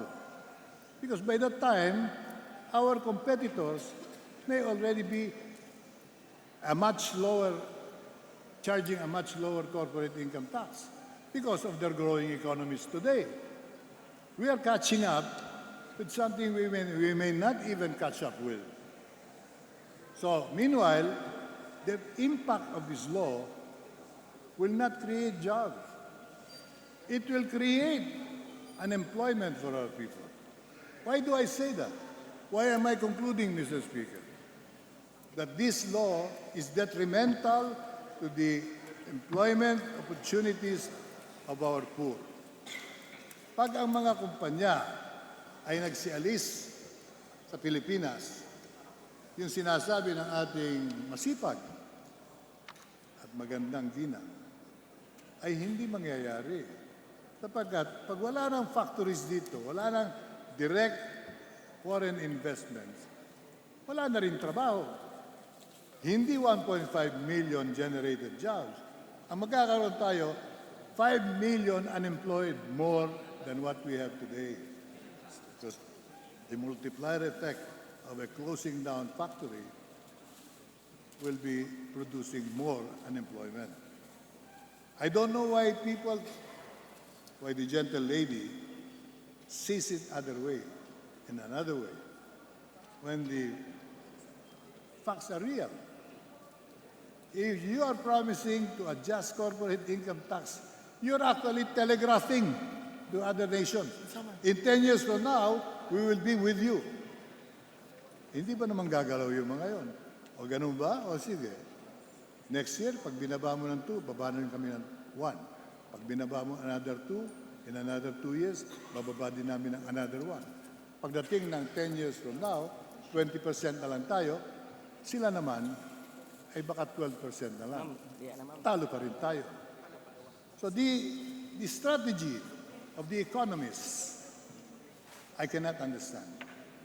We are trying to compete, the economies of Southeast Asia at least, but we don't seem to accept the fact that today is the challenge. And the action should be taking place now, not 10 years from now.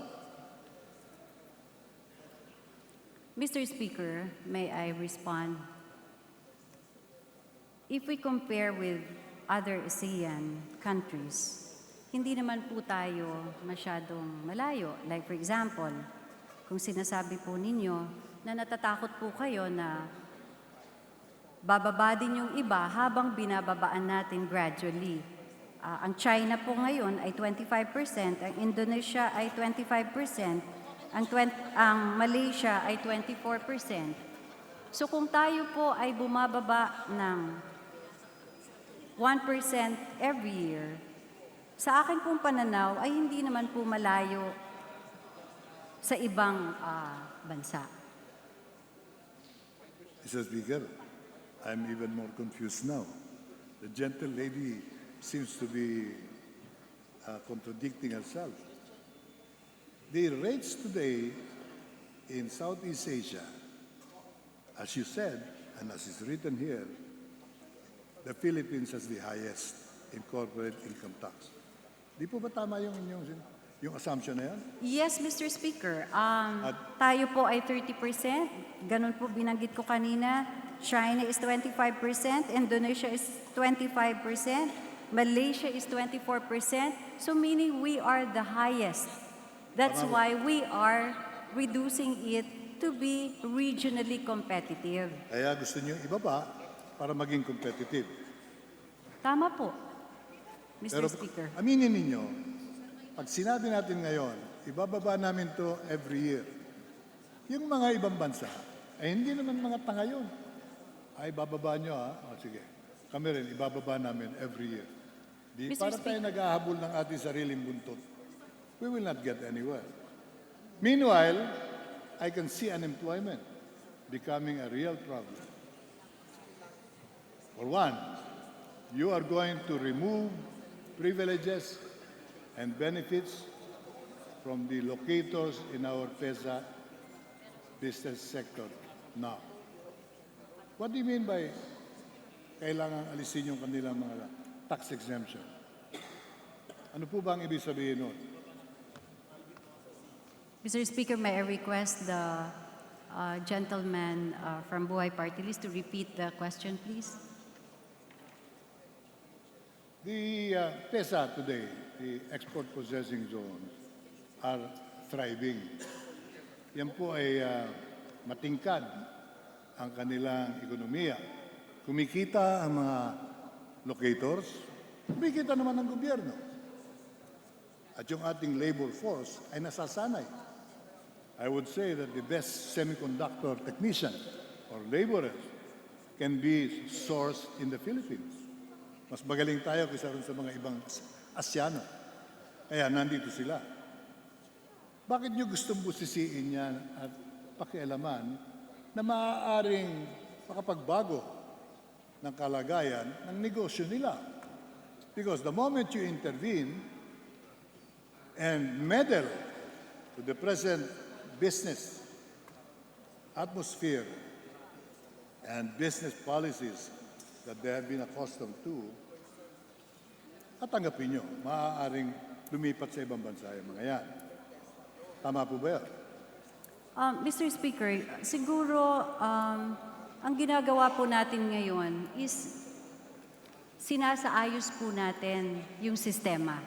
Because as of now, una po, ang PESA ay IPA, sila po ay nagbibigay ng insentibo na wala pong hangganan.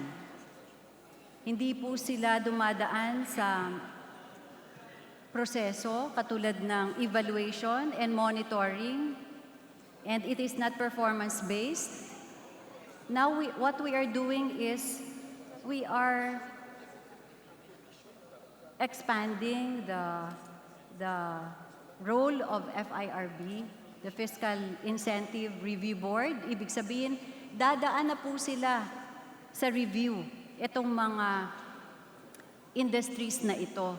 So, hindi po dapat mabahala ang ating Congressman Atienza na aalis sila dahil po hindi naman po sila pinapahirapan, hindi po tinatanggal ang kanilang insentibo, inaayos lang po ito na wala pong forever na incentives. Pag sinabing inaayos, pwedeng alisin.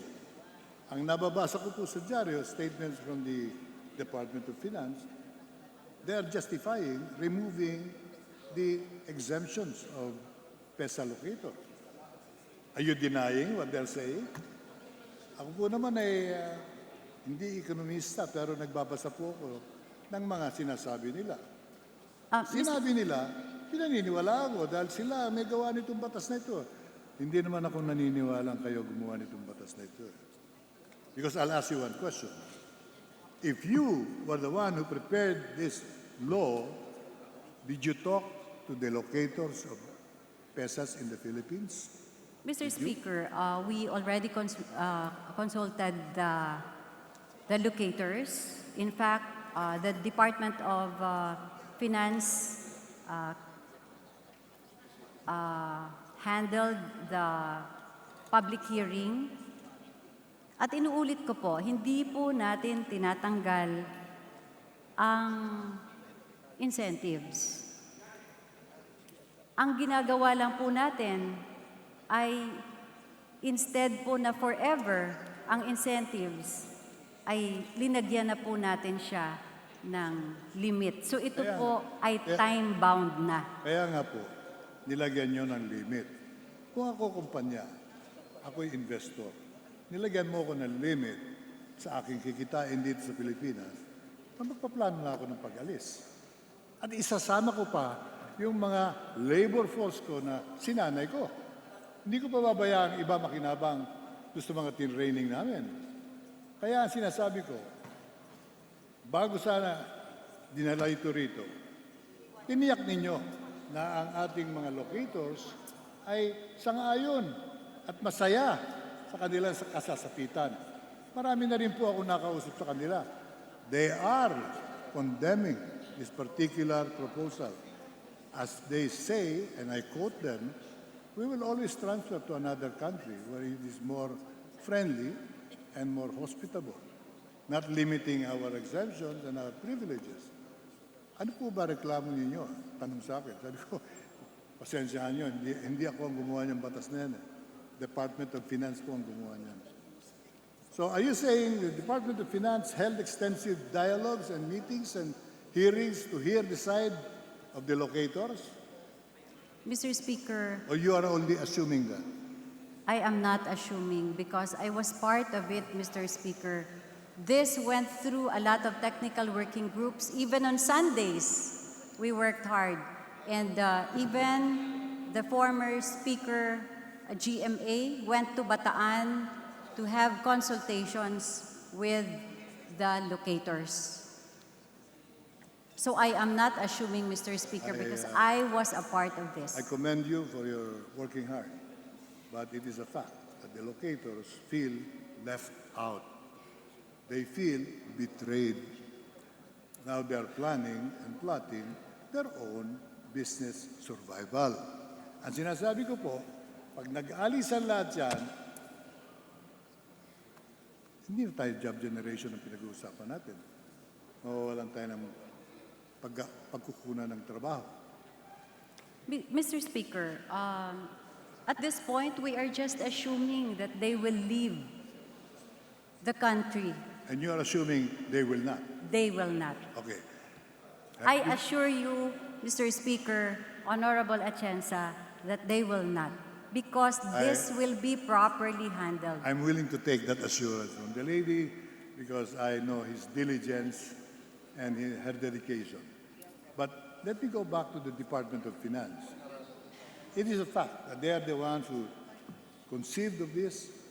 It is also a fact they are the ones who worded it. And it is a fact that it should be their duty to make sure that the locators and affected parties should have been consulted very broadly. Do you agree with that or not? That's true, Mr. Speaker. In fact, this measure that reached the second reading, it has passed through a lot of suggestions. We considered the position papers of the stakeholders.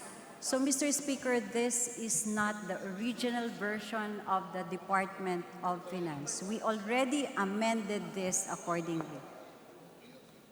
So you're saying that indeed the Department of Finance was very meticulous in getting everybody's input into this version. That's correct, Mr. Speaker. Do you have a copy of this study? Mr. Speaker, if the good gentleman, Congressman Atienza, would like to get the minutes of the meeting of the 500 meetings all throughout the country, we are willing to give him the minutes of the meeting. Mr. Speaker, I'm not talking about meetings and hearings. I'm talking about now a thorough study on the impact of this proposed law. Will it be good for us and the economy or not? It's as simple as that. If you believe in the Department of Finance and that they did their homework, they should be having readily a document that says so, that this will be good for the economy, and not the say-so of Secretary Dominguez alone. I cannot trust one man with the future of the nation. So kung meron silang study done by UP, Ateneo, by the Department of Finance Bright Boys, please give us a copy so that we will be guided accordingly. Babasahin ko po yan from cover to cover para makumbinse kung alam natin itong ginagawa natin para sa kanila. Pwede po ba yung aking kahilingan, Mr. Speaker? We be given a copy of the so-called study that the gentlewoman is saying is a product of 500 meetings and hearings that they conducted. Mr. Speaker, I would like to ask my idol, Congresswoman Stella Kimbo, who has the study of this, and we will furnish a copy to the good gentleman, Mr. Speaker. Please do not misunderstand me. No, Mr. I'm not Speaker. out to give you a homework, as I don't believe in homeworks anymore. Kung meron pong study, kunin ninyo sa opisina ngayon, maghihintay ako rito. Kung wala naman, aminin na lang ninyo, wala pong study. Yan po'y public hearings na ginanap, at meron kaming records, voluminous records of public hearings, but concluding nothing. Because the impact of this measure on the economy is on a mere say-so of the Department of Finance. Wala pong pag-aaral, pagsusuri na ginawa para sabihin natin sa sarili natin. Pag inaprubahan natin to, matutulungan natin ang ekonomiya ng Pilipinas, magbibigay ng trabaho sa bawat Pilipino. Samantalang, merong mga nag-iisip katulad ko po, pag inaprubahan natin to nang wala man lang pag-aaral, maaaring magdulot ng paghihirap ito. Mr. Speaker. I'm just asking a categorical question, Mr. Speaker. Hindi kayo, I'm not referring to you, gentlewoman. Mr. Speaker, I'm referring to the Department of Finance. Do they have a study on the impact of this measure, or they're playing it by ear, putting all our necks on the chopping block? Kapag ang tao'y magagalit, kapag ka sila'y nahirapan at nawalan ng trabaho. Ang sigaw nga nila ngayon eh, buwis, buwis, buwisit. Ayoko naman tanggapin yun. Ayaw naman natin mambuwisit. Ipakita lang natin. Ito'y sinuri ng mga dalubhasa at meron po tayong prueba na makakabuti ito. Hindi yung dahil sinabi ni Secretary Dominguez at nung kanyang technical support. Mr. Speaker, with the kind indulgence of Congressman Atienza, we have two studies. This is by Congresswoman Stella Kimbo and Dr. Renato Reside. And we have the cost-benefit analysis of the Department of Finance if the Congressman Atienza will allow us to submit it tomorrow, submit these studies tomorrow. At any time, Mr. Speaker, I'll thank the gentle lady if he provides me a study done not by her, not by her staff, not by Congress, but by the Department of Finance, which is the source of all of these assumptions. Mr. Napaso na po tayo sa Train 1, ayoko pong mapaso muli dito sa Train 2. Gusto kong matiyak na lahat ng assumption nila ay pinag-aralan nila at talagang sukat na sukat para magtagumpay. Mr. Nothing Speaker, personal. I am ready po to submit the cost-benefit analysis of the Department of Finance. 1 minute suspension, Mr. Speaker. This is suspended.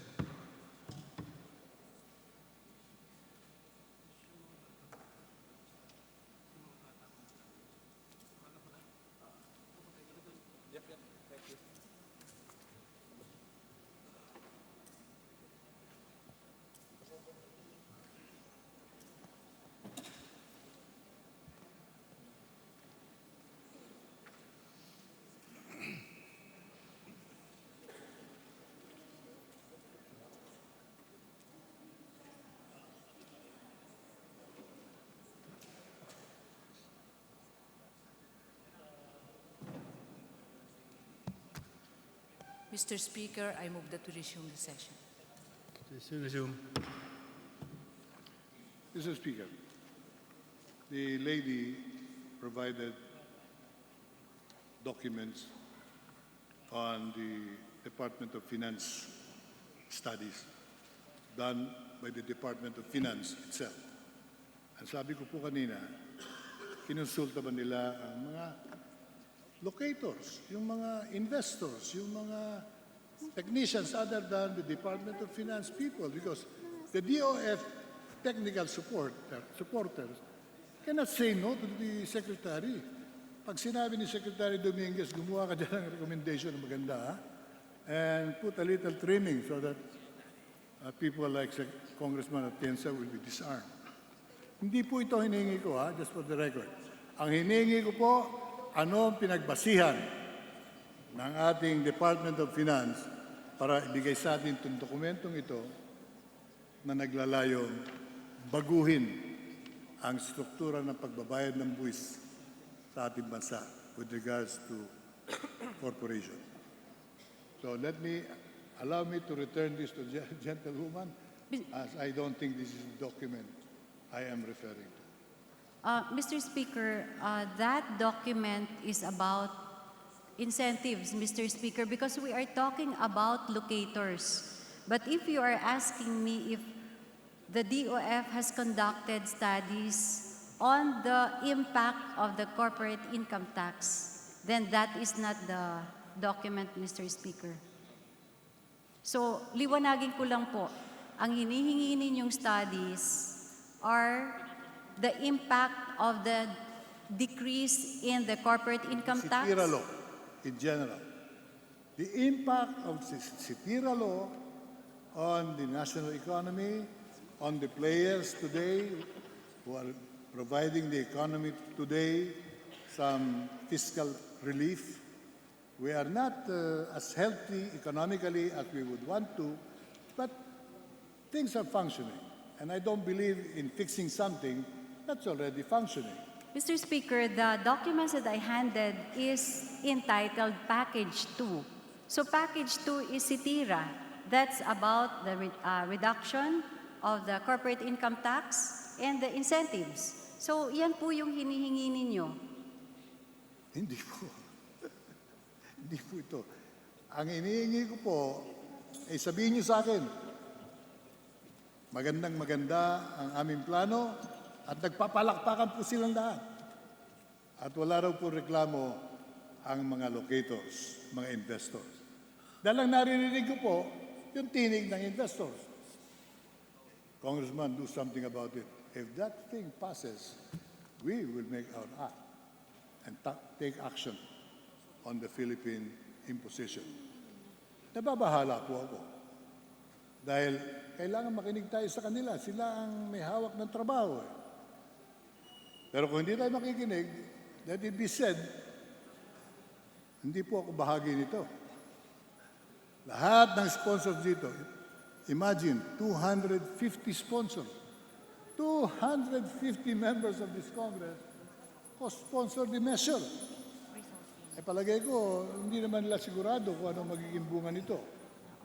Baka dumating ang araw, sila sisisihin. Hindi naman elected official si Secretary Dominguez, sisihin mo man siya, ngingiti lang siya. Pero tayo na inihalal ay magiging hangal sa mata ng tao kapag ka ito'y nagdulot ng kahirapan. And since today, it's very obvious that your intention only is to raise money for the government. That's the primary reason why we are talking about the Sitira law. Mr. Tama po ba Speaker, yun? I hope that the gentleman from Buhay Party List will realize that this package does not only speaks about collecting revenues. We want to be regionally competitive. We want to rationalize the incentives. So, hindi po ito pahirap. If we will read the bill, then we will understand that we are rationalizing incentives and we want that our corporate income tax will be competitive with others. On a general view, ito po bang mga locators natin dito how do they compare to the locators of the other countries? Dahil sila, mas maayos ang kanilang kalagayan kaysa sa atin. Mr. Speaker, I believe that the locators here, the reason why they are here, because of a lot of reasons. They are happy because the labor cost in the Philippines is low. We have the ease of doing business law. We have big population and maybe raw materials are available here. So there are a lot of factors that are considered. That's why they are here. Again, that's another open question as to how the other nations are treating their locators in their economic zones. Hindi po naman original to sa Pilipinas lang. Lahat ng bansa meron po silang pesa. Siguro hindi nila tinatawag na pesa. Ibang pangalan, pero basic principles are the same. And I hope the Department of Finance took note of this before even touching on the very sensitive nature of doing business. People do business to make money. We should not deny that. People stay in one country because of the special incentives given them. In China, they're even given land. In many countries, they're even given additional capital. Ngayon, tumatakbo ng maayos ang ating mga pesa, ay pakikialaman itong batas na ito. Yun po ang nagbibigay ng agam-agam sa inyong lingkod. Na instead of helping, it may weaken the hold of the nation on the investors now flourishing in our pesas. Uulitin ko po yung sinabi ko. I do not believe that something should be repaired if it's doing well. If it's working, it's working. Hindi pinakikialaman ng gobyerno ang isang bagay na gumagana at nagtatrabaho. Katulad po ng provision dito about institutions of learning. Nabasa po ninyo yan. And hospitals. Nabasa niyo yan. Hindi po, Mr. Speaker. Itataas natin ang level of taxes for hospitals. Did you read that provision? In this provision, Mr. Speaker, we remove educational institutions and hospitals. So there is the 15%. Tama ba ako? 15%? The 10% for educational institutions and the hospitals will be retained. So kaya po hindi natin pinakialaman dito sa panukalang ito. Pero babaguhin po ninyo yung norm of taxation. Ngayon, based on gross, gagawin ninyong based on net. Tama po yan?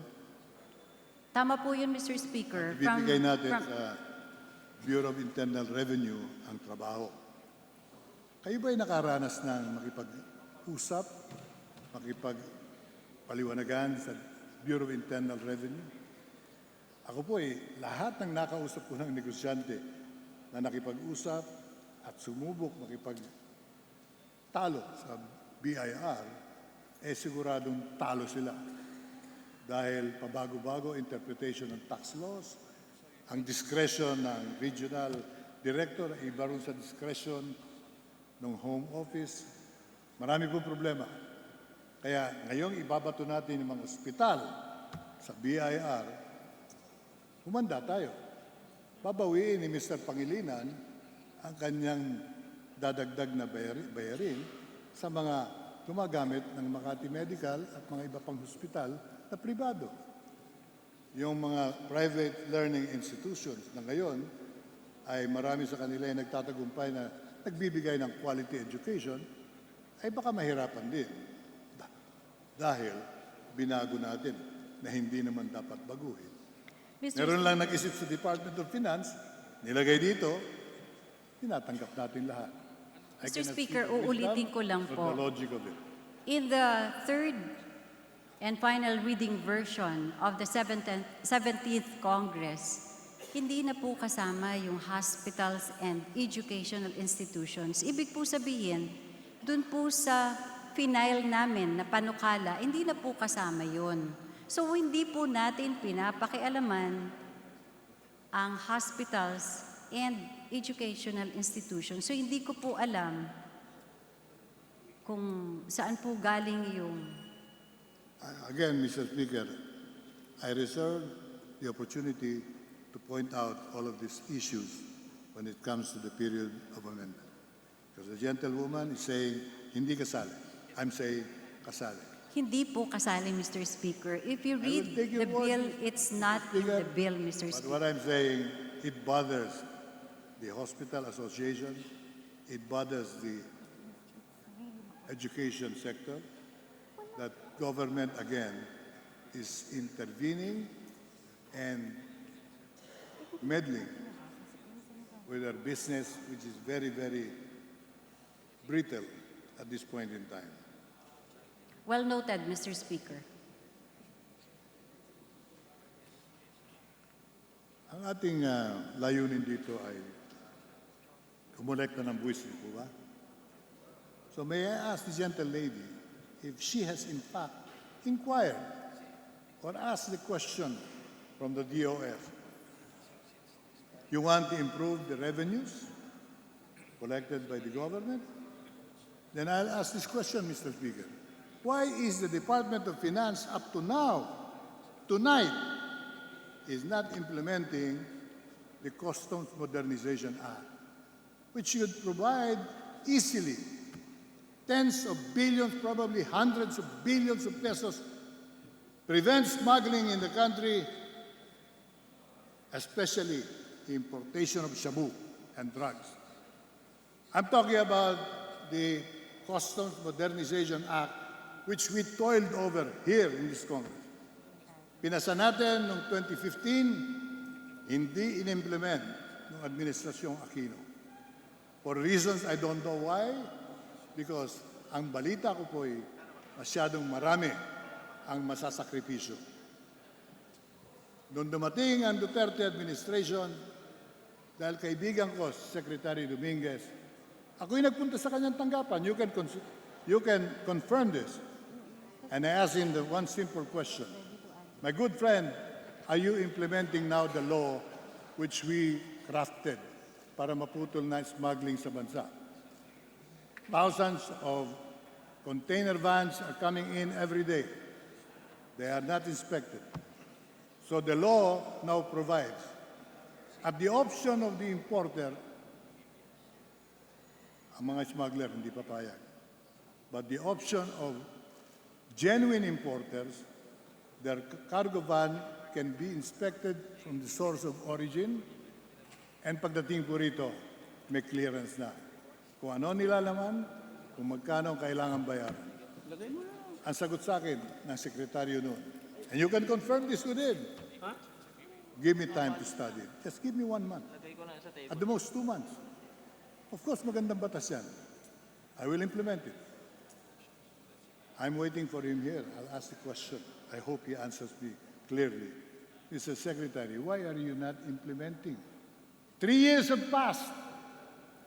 The Customs Modernization Act of the country is not being implemented by the Department of Finance, where they can raise hundreds of billions of pesos coming from, or rather, going to the hands of smugglers now. Shabu is imported right there at the very noses of the Customs Bureau. Di po ba nabalitaan niyo yung toneladang shabu na pumapasok sa pier natin? Not only once, twice. Eh kung na-inspeksyon na po yan sa source of origin, hindi na po mangyayari yan. Alam natin, may laman shabu. Eh hindi na po makakapasok yan. Ayaw nating malaman kung ano laman. Baka kasali tayo sa ganansya. So I'm asking the question, if government does not want intelligent laws, then why should I even join those who are wildly cheering for this document, which may mean a more difficult time for our people, while there is a good law that will curb smuggling, they wouldn't even touch it. Sabi ni Secretary Dominguez, baka meron siya mga tao rito ngayon, sinabi mo kay Congressman Atienza, babasahin mo lang yung batas. 3 years have passed. You're still reading, my good friend? O baka naman meron kang ibang kadahilanan. Share it with me. Para po naman hindi ako nagmumukhang tanga sa salamin na nagpakahirap tayo sa batas tapos hindi naman pinatutupad. So therefore, I don't believe that this law will surpass what can be generated out of a clean, honest collection at the Bureau of Customs. Mr. Speaker, I would admit that I am not ready to answer the question why CMTA is not implemented, but I will assure the good congressman that I will talk to Secretary Dominguez on the status of your question to him. And gusto ko lang po ipaliwanag na pwede naman po isabay ang SITIRA at saka CMTA. Kaya po hindi naman pwede na dahil hindi effective ang CMTA, we will assume that if we will pass SITIRA, then SITIRA will not be implemented. Because it's a different agency, Mr. Speaker. CMTA is on customs, And this one, Mr. Speaker, is with the BIR and the FIRB. So I would like to assure the good congressman that I will get back to him on the answer of the good Secretary of Finance. Para po sa kaalaman ng mga masisipag nating miyembro ng Kongreso na nandito pa hanggang ngayon, yung CMTA, Customs Modernization Act, naglalayon na yung mga container vans, bago dumating dito, alam na natin ang laman, alam na natin kung paano, magkano ang dapat nila ibayad. Pag ayaw ng gobyerno ipatupad yung ganong klaseng paraan, ayaw ng gobyerno pagbayarin ang mga importer. Alam ba nyo, mahigit 4,000 container vans ang dumarating araw-araw? Hindi ini-inspeksyon yan. Walang inspection dyan dahil palagi ko naririnig, walang equipment ang Bureau of Customs. Walang equipment. Samantalang, pwede naman tayong lumahok sa pangmundong kasunduan na ang bawat exportation will be covered by a certification of a duly accredited inspection of goods. But we don't want to even participate in that. So kaya whenever we talk about new taxes, Mr. Speaker, this representation is allergic to it. Why? Because this government is not interested in collecting taxes. They are willing to risk the fate of the Filipinos basta meron lamang silang masabing pagsisikap. Pero yung dapat makolekta, bahala na kayo dyan. Ang sagot nga nila, mahirap yan, bago yan. Ang sagot ko dyan ayaw niyong baguhin dahil mapuputol ang smuggling ninyo. Would the gentle lady at least agree with me on that? Mr. Speaker, I would like to suggest to the good gentleman that maybe he can ask that during the budget budget hearing next week with the Department of Finance. How come that CMTA was not implemented until now? Salamat po sa inyong naturan. Nakikinig po ang majority floor leader. Inaasahan ko pong bibigyan ako ng pagkakataon, my lonely voice to be heard in that committee hearing where Secretary Dominguez will be present and for him to explain why are you not implementing the pre-inspection of container vans which enter our shores without any inspection. Magbabayad ka lang ng tinatawag nilang tara, tara na, dadali na sa bodega yung container van. Ganun paraan lumusot yung mga toneladang shabu. And I believe every day may pumapasok ditong iba't ibang uri ng prohibited drugs because there is no inspection. And they always cite limitations of fund. With the kind assurance of the majority leader, I will reserve that question before the Secretary of Finance. And I'll tell him my serious doubts about this proposal without answering the questions that I've been propounding to the gentle lady. Nahihiya nga ako sa inyo dahil hindi naman kayo may kagagawa nito. Naintindihan ko yun. Pero mag-ingat tayo, and I'm addressing to my colleagues, mag-ingat tayo. Tayo ang sisisihin ng tao pag kumulapso ang ekonomiya natin. Wala na sila sa gobyerno after 3 years. But this measure will involve a period of 10 years. Many of you will still be in politics. Ako, retired na rin by that time. But those of you who will remain in public office and run for public office, you will have to answer the question. Were you part of that Sitira law? Wala pong tinira yun, kundi ang taong bayan. Sasagutin niyo yan. And the gentle lady will have to defend herself when that time comes. Mr. Me, Speaker, unless my questions are answered with certainty, I want a study to show that this document has been studied well by the experts, by the economists of the country, and not by the Department of Finance alone. They are definitely committed to defend their proposals and the ideas of the Secretary. I am not, because I only am interested in the interests of our people. Kung makabibigat sa ating taong bayan, tanggihan natin. Kung talagang makakatulong yan, pagtulong-tulungan natin.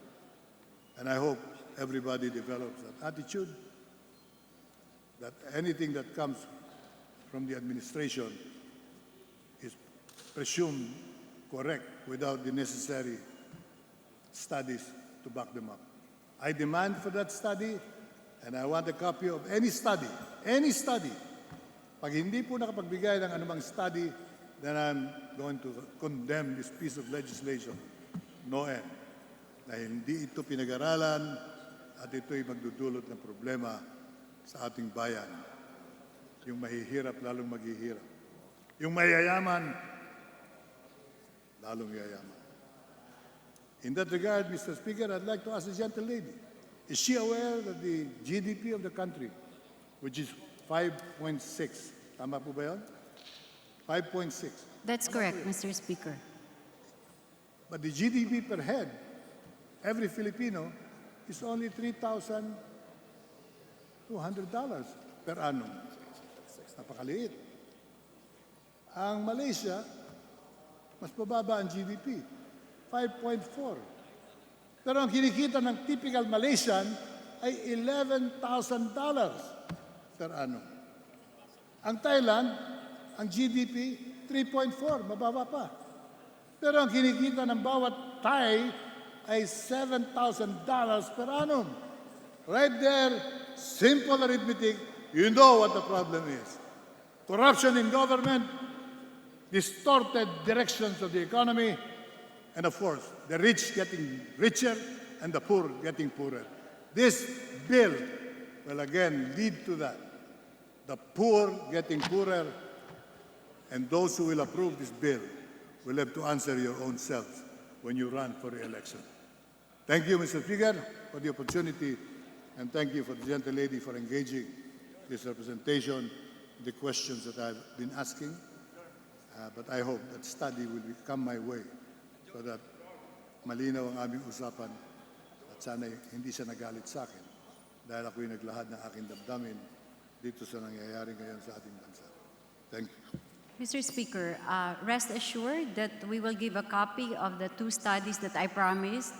And I would like to tell the good congressman that if he trusts the competence of the leadership of the Committee on Ways and Means, that we studied this and we considered the position of the different stakeholders, then I think he will agree with me that this CITIRA bill will be for good of the economy. Thank you, Mr. Speaker.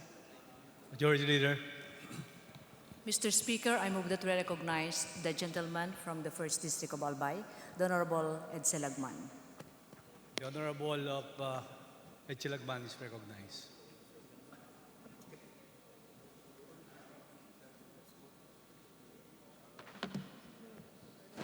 Mr. Speaker, I understand that there are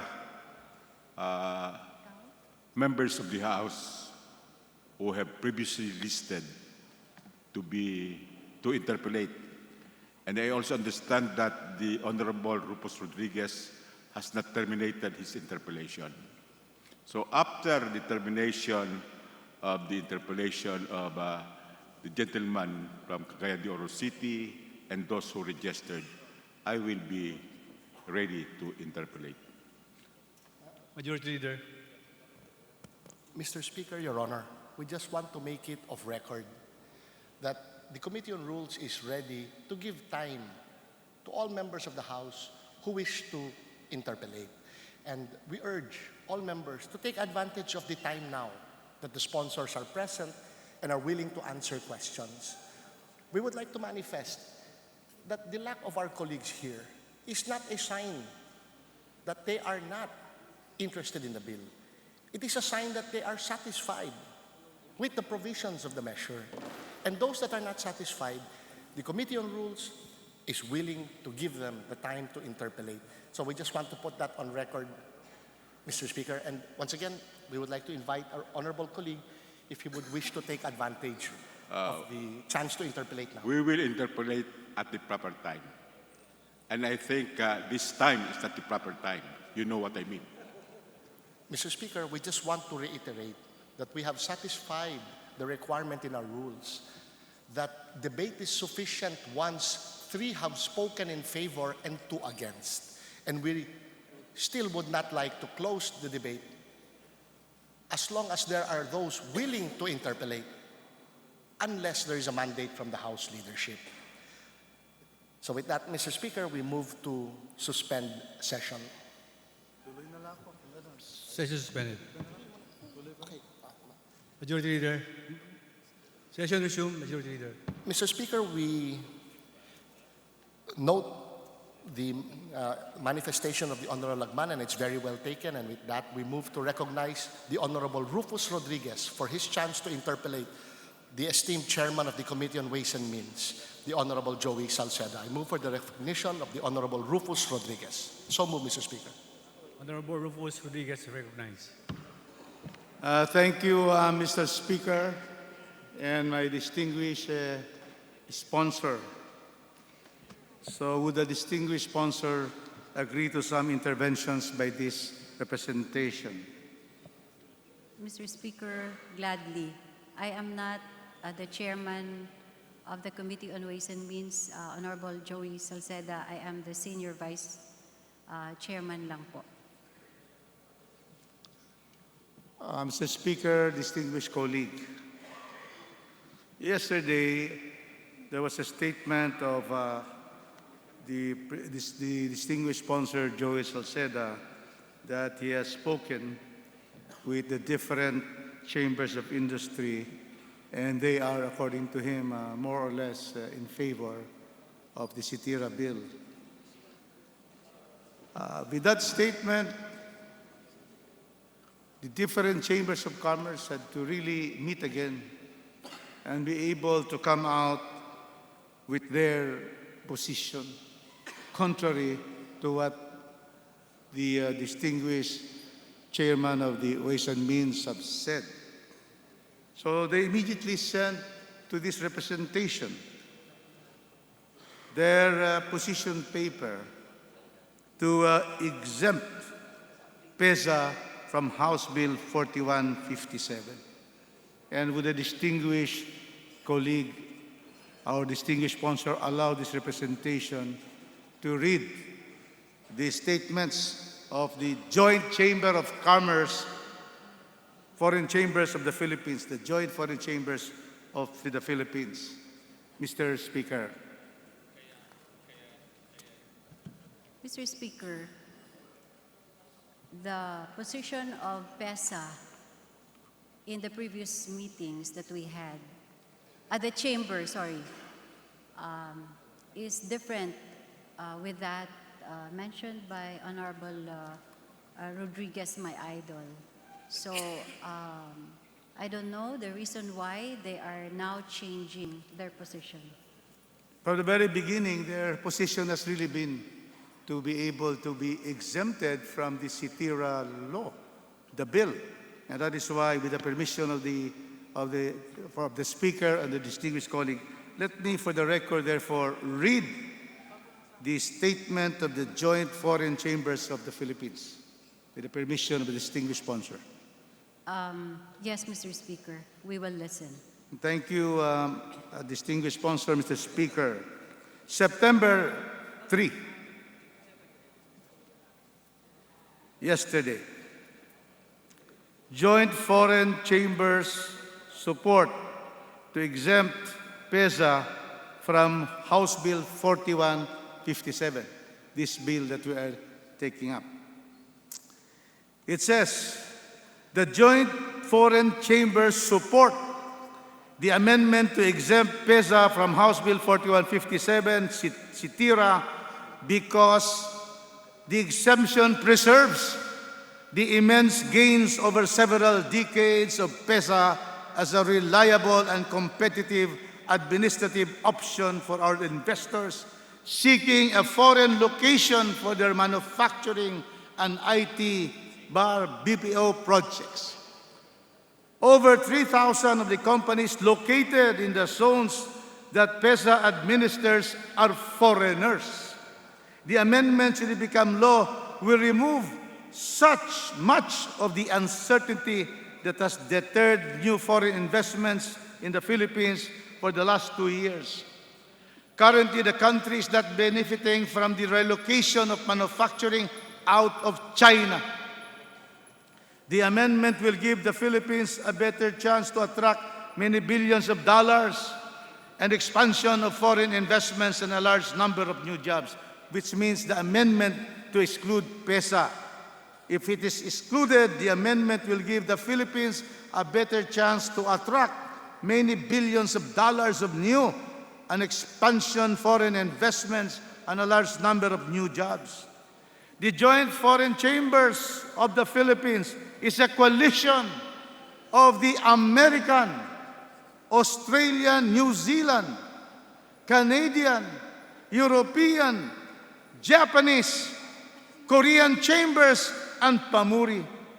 We represent over 3,000 member companies engaged in over 100 billion US dollars worth of trade and some 30 billion worth of investments in the Philippines. The Joint Chamber of Commerce supports and promotes open international trade, increased foreign investment, and improved conditions for business to benefit both the Philippines and the countries the JFC members represent. Approve American Chamber of Commerce, Australian Chamber of Commerce and Philippines, Canadian Chamber of Commerce of the Philippines, the Japanese Chamber of Commerce and Industry of the Philippines, the Korean Chamber of Commerce and Philippines, Philippine Association of Multinational Companies, Regional Headquarters Incorporated. Clearly, our investors represented by the Joint Foreign Chambers of the Philippines, the biggest chambers in the country today, are certainly against the Sitira bill if it will be able to have a regime change on the incentives. Also, Mr. Speaker, distinguished sponsor, I also have now the position paper by the Philippine Ecozones Association, PHILEA, which was submitted to the Department of Finance earlier. It said, the Philippines Ecozone Association is a non-stock, non-profit private organization composed of privately owned and developed economic zones nationwide. Under the Special Economic Zone Act of 1995, Republic Act 7916, our members were invited by the government to participate, contribute, and invest in the economic development of the country. We responded to that call, and we all invested billions of pesos in terms of land inventory, reclassification, and development in strategically located areas, most of which are located outside of Metro Manila. The members of our organization believe that transforming erstwhile rural areas into highly developed economic zones, complete with world-class infrastructure and management systems, was the way to go in order to attract and satisfy legitimate and productive foreign investments in our country. With the government being constrained by its limited resources to finance the vital infrastructure necessary in nation building, it called on the private sector to lead in the investment, development, and operation of economic zones and industrial estates. In order to attract the private sector to invest in economic zones, the government obligated itself to provide fiscal and non-fiscal incentives to ecozone developers and facilities providers. With the private sector leading the charge in economic development, with ecozones multiplied from a mere 2, ecozones only 2 in 1994 to 86 operating public and private manufacturing-related special economic zones by 2017 to 1995. After the law was passed 1995, 2000, we already have a total of 86 operating public and private manufacturing special zones. Thus, the explosion of direct economic employment from about 220,000 in 1994 before the start of the law to more than 1,417,947 in 2017. This still without considering the downstream collateral employment. Ecozone exports grew from a mere US $2.7 billion in 1994 to US $40 billion in 2017 alone. Export revenues from manufacturing economic zones account for about 69% of the total of the country. Mr. Speaker, it is very clear that without the above-cited benefits to the country, it would not have achieved without the active participation of privately developed and managed ecozones. And we emphasize that the PhilEA member locators account for over half of the exports and investments all over the country. In addition, PhilEA members and their locators provide significant amounts of purchases from local suppliers.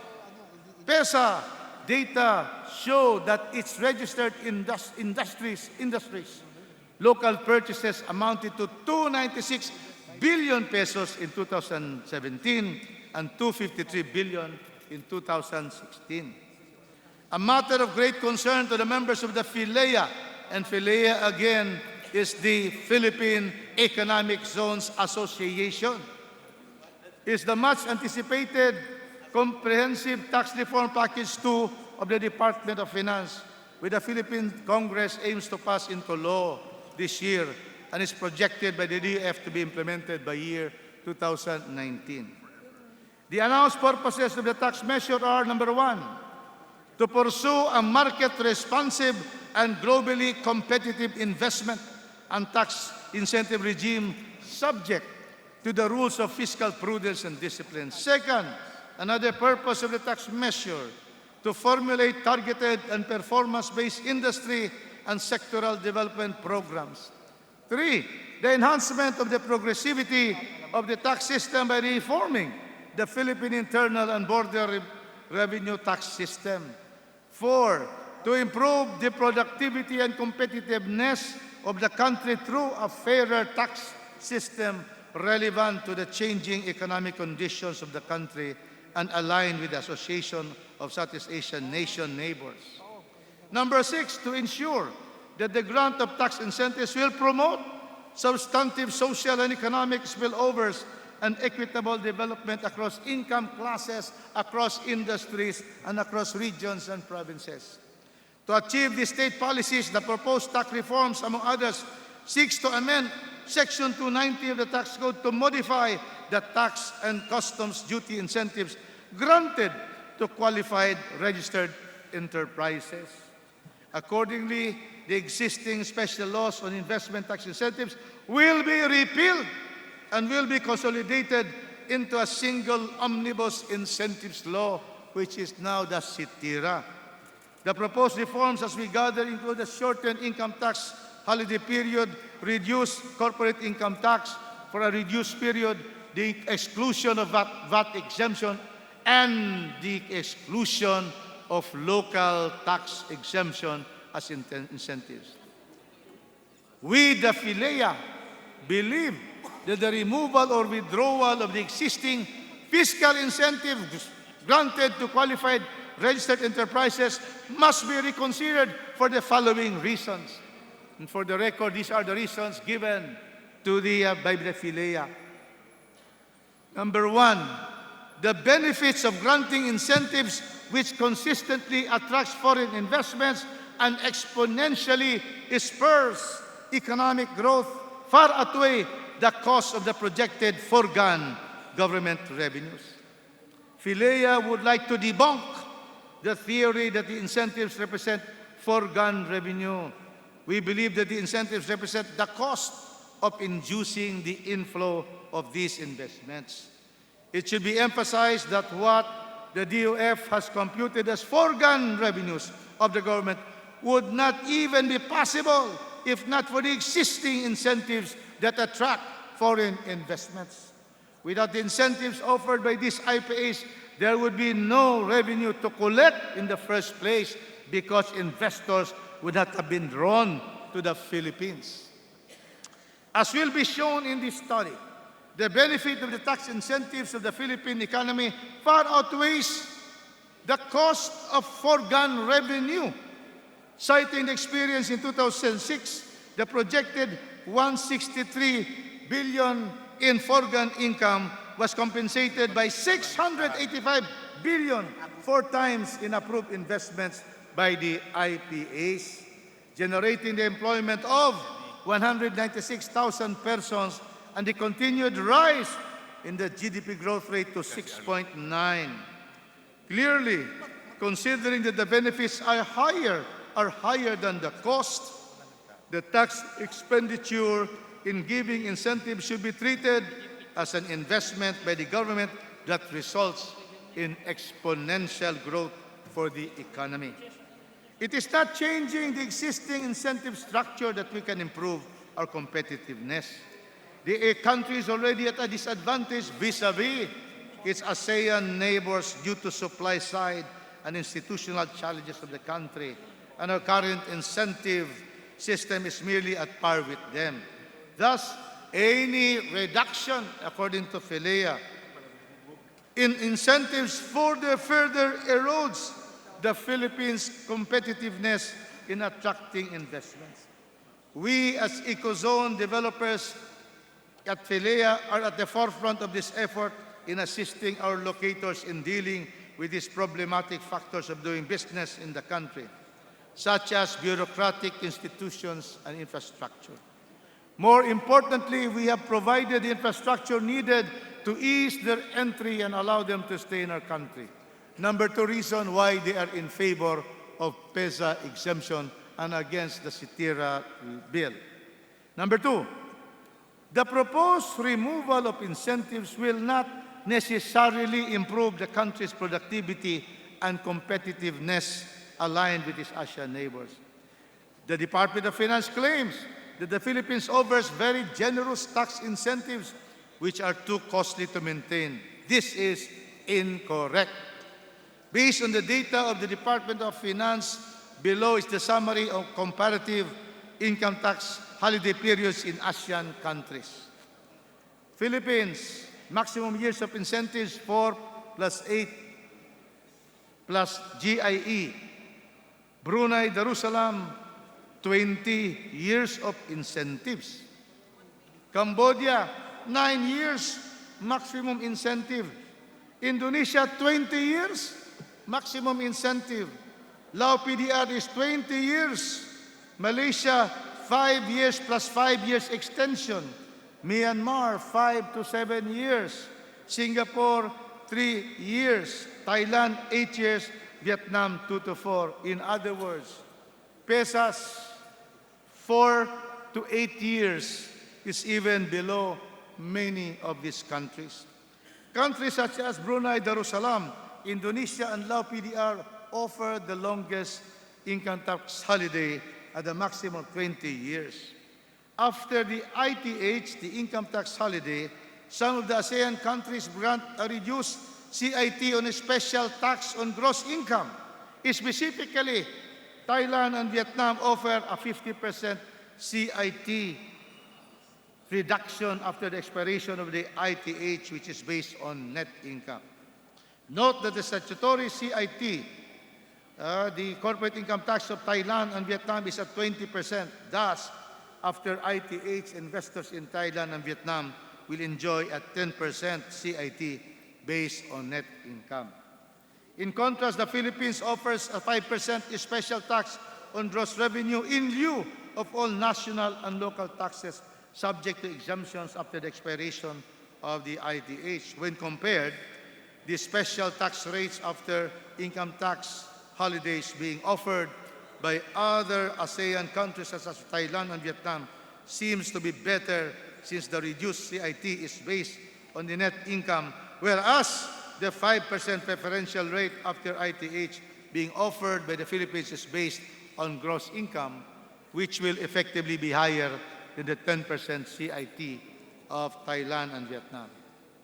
Furthermore, other ASEAN countries offer cash grants and subsidies. In fact, Malaysia offers reimbursable dollar-for-dollar grant on qualifying research and development R&D expenditures. Singapore, on the other hand, offers cash grants, typically co-funding of 30 to 50% of qualifying cost categories. The Philippines does not offer these kinds of incentives. Based on the data presented, the Philippines clearly does not offer the most attractive incentives among ASEAN countries, since other ASEAN countries offer a more generous and wider range of incentives. In addition, Mr. Speaker, to the high tax rates, the incentives offered by the Philippines is not even at par with the regional countries, since other ASEAN countries offer longer tax holidays and other incentives such as cash grants, subsidies. In the absence of fiscal incentives, the Philippines' effective tax rate, or the difference between the pre-tax of return and the after-tax rate of return to those financing the investments, including the burden of personal and indirect taxes, is high with regional standards. Thus, to be competitive, the Philippine government, through the different IPAs, must continue to offer various fiscal incentives to lure investors to park their capital in the country. The provision of incentives will be the only consolation for investors to stay in the Philippines. If these fiscal incentives will be removed as part of the proposed tax reform package of the Philippine government, there will be a huge risk of losing these investors. It would be erroneous for the government to experiment on the possibility of investors will stay or leave the country when incentives are withdrawn, since IFDIs play a vital role in the economic development of the country. The challenge for the Philippine government, therefore, is how to make the country more effective to investors and be able to draw level and compete with our rapidly developing ASEAN neighbors. Number 3, reason why they are for the exemption of PESA from the CITIRA bill. The withdrawal of fiscal incentives is expected to have an adverse effect on foreign direct investments in the Philippines, similar to the case of China and Indonesia. This goes without saying that the withdrawal of fiscal incentives will definitely have an adverse effect on FDIs in the way of the experience of China and Indonesia. As cited in the attached study, in the case of Indonesia, one of the threats to its economic growth was the instability of its regulations in relation to foreign investment. Because of the volatile nature of the regulations surrounding foreign investment, some members of the government are concerned that foreign investors are discouraged from putting money in Indonesia. Thomas Lembong, head of the Badan Koordinasi Pinanaman Modal, BKM, or the Indonesian Investment Coordinating Board, has expressed that sudden and constant changes in regulations create instability that is hard for any investors who's willing to take a risk with their capital. We should learn from these experiences. Number 4, the removal of incentives granted to existing registered enterprises is tantamount to a breach of our contract with the government. Breach of contract with the government, hence violative of the constitutional prohibition against impairment of contracts. Section 10, Article 3 of the 1987 Constitution of the Philippines provides that no law impairing the obligation of contracts shall be passed. This provision establishes a constitutional proscription against the impairment of the obligation of contracts while also establishing a constitutional right which plays an essential role in protecting the sanctity of agreements that give rise to a healthy business environment. The primary goal of the creation of the special economic zones is not to cater to the certain public needs that need to be served, but rather these eco-zones were established under the reliable permanence of legislation, as opposed to mere government regulations that have easily changed from administration to administration, have often been used in representations by the country's authorities in enticing foreign investors to the Philippines. We, in Philea, as eco-zone developers, have also relied on these representations. We, the members of Philea, entered into these ventures knowing that our government will keep its end of the deal in our agreements. We have been assured by government that we are doing something good for our country by building and developing our eco-zones. We believe that government should be one with us in making these eco-zones truly attractive to investors and locators. Mr. Speaker, I also have the position paper of the IT by business process M industry. Tax reform for attracting better and high quality opportunities, Trabaho Corporate Income Tax and Incentives Reform Act. The IT BPM industry has delivered a multitude of direct and indirect benefits to the Philippine economy. The IT BPM industry has created jobs for 1.23 million Filipinos, indirectly impacted close to 4.1 million jobs in other industries across the country, making it today's biggest private sector employer. We are one of the major sources of foreign exchange, alongside OFW remittances and tourism receipts, with revenues of $24.7 billion in 2018. As a skill-intensive industry, IT BPM's contribution to household income is therefore significant. In 2018, we contributed 341.9 billion income to the households, further enhancing their purchasing power, thereby improving the quality of life of Filipinos and making us one of the largest contributors to growing the new middle class, thereby helping reduce the urgency for Filipinos to fly overseas in search of high-paying jobs. Through our partnership with the government, we have to say this because, read this because, as stated by our distinguished sponsor last night, that these particular organizations are quite agreeable to the CITIRA. So let me just continue reading, Mr. Chairman. This will be the last one. This will be the last one. Because here very clear that the IT BPM industry is likewise objecting to the new tax regime. So taking the cue from our deputy minority leader, I always follow him. And so therefore, I would cut short the reading. These are still 4 pages, and I go directly to the question. Distinguished sponsor, Mr. Speaker, what will be the change on income tax holiday and income taxation for locators to PEZA? Existing? Yeah, the existing ones, and what are you but before proposing that- for a change? Yes, the existing, Let- what do you intend to... But before that, Your Honor, yes. because you read too many things, let me disabuse this House. One, nag-usap talaga kami sa Shangri-La Heat. Sila pa nagbayad. Sila, pagtapos namin, after 3 hours, sila mismo nagsabi sa akin, mukhang okay na yung package. Kinausap din ni Majority Leader ang ITB PAP doon mismo sa opisina niya. Sabi nila, na yung ino-offer ng House was far superior to what the DOF is saying. Let me read to yung binabanggit mo na JFC. Alam niyo po, nung last year, lahat ng concerns nila in-address natin. Apparently, gusto na nila magbago. So kung pwede sila magbago,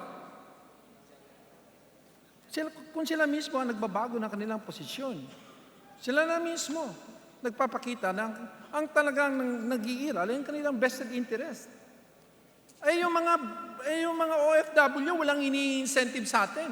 Pero 30 billion, sila na 8.7 billion. Bibigay natin lahat.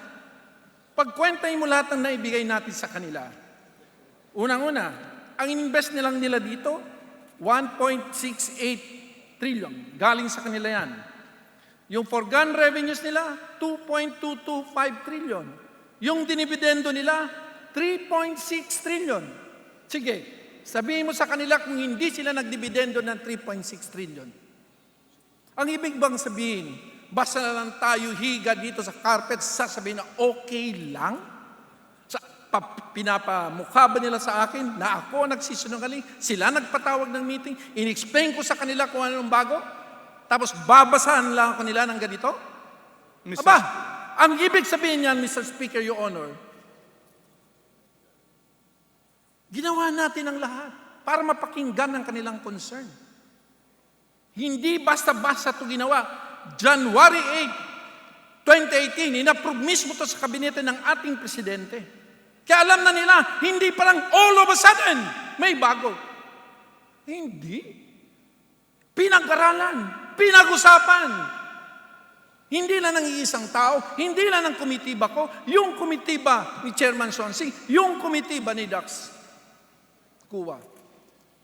Aba, ang dami-dami pong pinagdaanan ng bill na to. Ang ginawa lang ng komitiba natin ngayon ay pinaganda lalo bilang isang pagtugon sa mas maluwag, mas maganda, mas competitive. Kaysa sa una, sinasabi natin na pinakamahaba. Wala naman nagbibigay ng forever. Wala ka pong binanggit na 5% GIE forever. Samantala, ang mga ordinaryo maliliit na korporasyon nagbabayad ng 30%, sila nagbabayad ng 5%. Paano nila masasabi?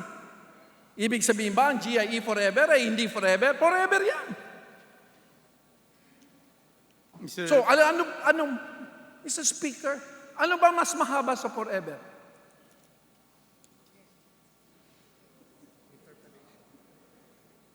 Yun lang naman ang binabago natin. Pwede naman silang pabalik-balik sa atin, sa FIRB, sa PESA, dahil hindi naman natin binabago. Sinasabi lang natin, diretso mo yung ginagawa mo. Subalit, yung pag-approve ng ultimate approval ay nasa FIRB, pasiguraduhin lang na ito ay akma sa bagong batas, bagong framework ng incentive. Pangalawa, na dapat pare-parehas. Kung binigyan mo isa doon sa SBMA, dapat parehas sa binigyan kung parehas pong negosyo. Pangatlo, pinapasabi natin na dapat transparent ang pagbibigay. Pangapat, kung ikaw po ang nagpo-promote, hindi ka dapat na nagre-regulate. Sa ngayon po, yun ang nangyayari.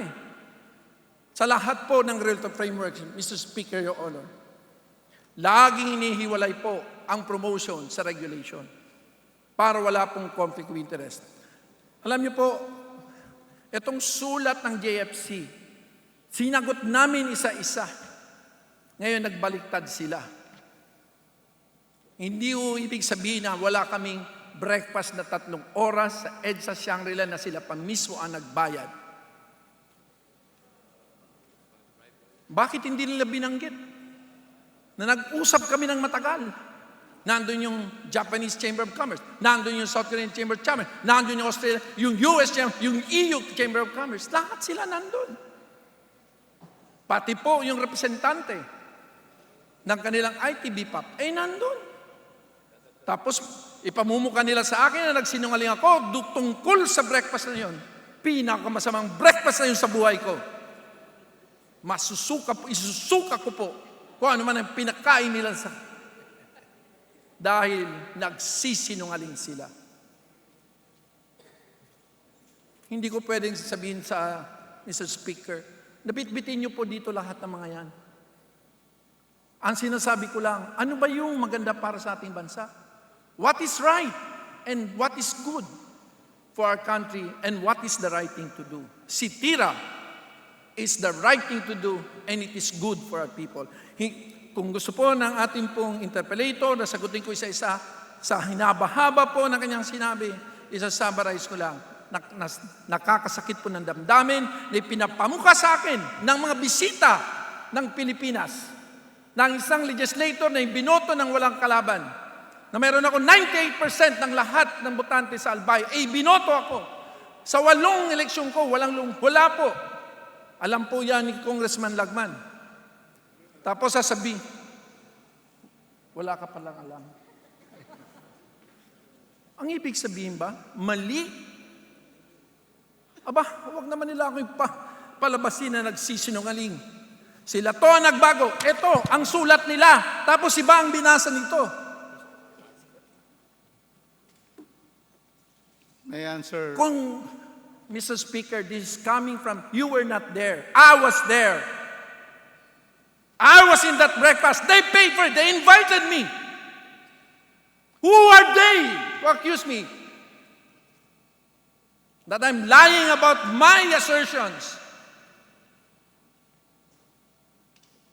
Aba, sumusobra naman yata. Dapat lang talaga ng reforma sa mga yan. Kung kaya nilang magsinungaling, aba, mas kaya nilang tayong dayain. 3.6 trillion ang dinibidendo nila. Pinasok nila 1.8 trillion. Saan galing dinibidendo nila? Sa 2.2 trillion na organ tax revenue. 132% ng lahat ng kanilang dividendo came 130 pa, sobra pa, came from tax incentives. Mabait tayo po, mabait na host po ang Pilipinas. Subalit po, may karapatan din po tayo na sabihin kung ano ang nararapat para sa ating pong mga mamamayan. Kung anong tamang framework. Hindi po pwede na basta kang papasok sa sala, nandun ka na sa kusina. May bisita ba na gusto pang pumasok kung saan ka nakahiga? Pagmamalabis po yan, pagbasa ng sulat na yan. Kaya, Mr. Speaker, I am asking, since most of the issues have been amply, repeatedly, in so many presentations to most of our fellow congressmen, I appeal to this House to please dispose of this bill. Approve it or disapprove it. Mr. Speaker, well, I understand the feelings of the distinguished sponsor, but precisely after his statement yesterday, this office received this letter of September 3. And therefore, what I'm saying is that it is the stand of the Joint Foreign Chambers of the Philippines, the American Chamber of Commerce, the Australian-New Zealand Chamber of Commerce, the Canadian Chamber of Commerce, the Japanese Chamber of Commerce, the Korean Chamber of Commerce, and the Philippine Association of Multinational Companies that they are in support of the exemption from PESA. That's the only thing that they are saying here, that PESA be exempted. They are not against the bill, but they want to retain the PESA incentives because if we are going to change this, we are violating the constitutional provision on impairment of contracts. These businessmen, these foreign locators came here. They were promised to have 6 to 8 years of income tax holiday. They were promised and they were given the certificate of having 5% gross income taxation. Now, that will be stopped. That will be impaired. And that is what they're saying here, Mr. Speaker. So here, I have here the letter. Of course, our distinguished sponsor have said that they have talked to them. This representation is only reading the papers, and under the best evidence rule, the evidence is the written document.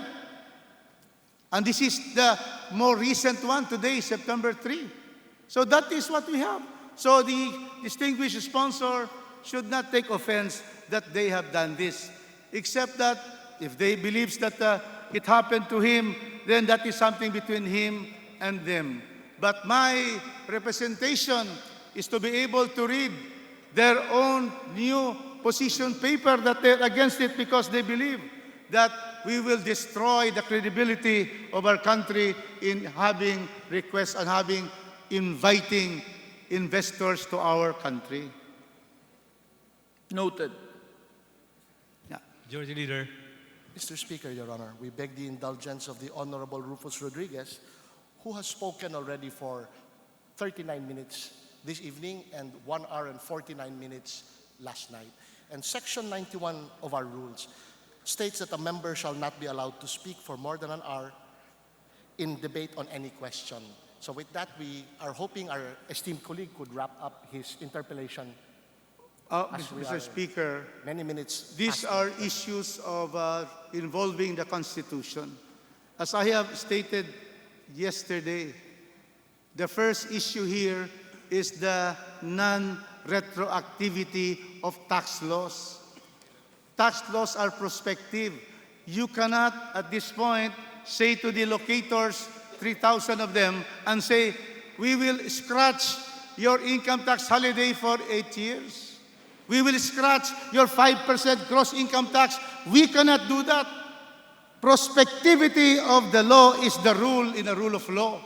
And that is why if the CITIRA would be able to therefore just implement this after those who have already located have finished their business, it is not their fault that it is forever the 5% because that was the commitment of the Philippine government.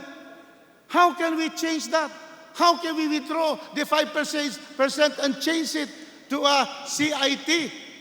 How can we do that, Mr. Speaker? That is why this representation spoke, because clearly this violates the rule of law and the prospectivity of tax laws.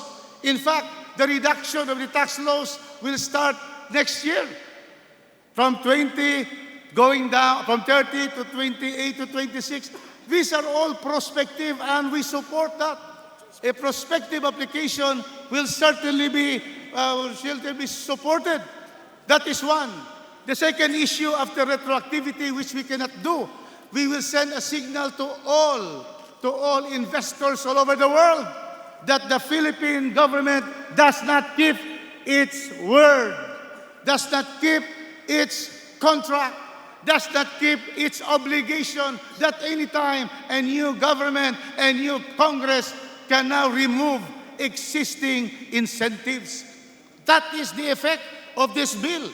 It is retroactive. It is going to cut off investors who have invested billions of money here. We are saying, no more. We are going to change that. We are going to change that, and we are going to erase all of this that we have given you. We take back our words, but Mr. Speaker. Mr. Speaker, Let me just finish, Mr. Speaker. Mr. Speaker, Because they are now putting the cloture rule on me. Sufficiently discussed. Therefore, I move that we suspend consideration of Committee Report Number 2 on House Bill 4157. So move, Mr. Speaker. Is there any objection? The chair is none. Motion is approved.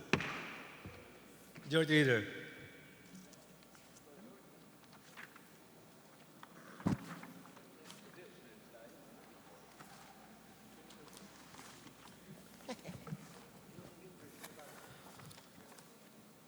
Mr. Speaker, I move for the change of referral of the following measures. House Bill Number 118, Developing Globally Competitive Science and Mathematics Teachers, from the Committee on Higher and Technical Education to the Committee on Basic Education and Culture. House Bill Number 208, Providing for the Establishment of Learning Cities, from the Committee on Higher and Technical Education to the Committees on Higher and Technical Education and Basic Education and Culture. House Bill Number 1610, establishing the Philippine Legislative Academy, from the Committee on Higher and Technical Education to the Committee on Civil Service and Professional Regulation. House Bill Number 2473, establishing a national high school at Barangay Flora in the municipality of Santo Domingo, Ilocos Sur, from the Committee on Higher and Technical Education to the Committee on Basic Education and Culture. House Bill number 2518, right-sizing the national government, from the Committee on Appropriations to the Committees on Government Reorganization and Appropriations. House Bill number 413, establishing a Philippine High School for Sports, from the Committee on Youth and Sports Development to the Committees on Basic Education and Culture and Youth and Sports Development. So moved, Mr. Speaker. Is there any objection? The chair is none. The motion is approved for this change of referral of the following measures. Mr. Speaker, I move that we include additional co-authors to House Bills number 78 and 300 and House Resolution number 279 as contained in the list to be submitted by the Committee on Rules. So move, Mr. Speaker. Is there an objection? The chair is none. Motion is approved. Okay. So, Mr. Speaker, on behalf of the majority, we move to nominate and elect to the Committee on Aquaculture and Fisheries Resources the Honorable Arnold Noli Celeste and the Honorable Romeo Haloshos Jr. Is there any objection? The chair is none. Motion is approved.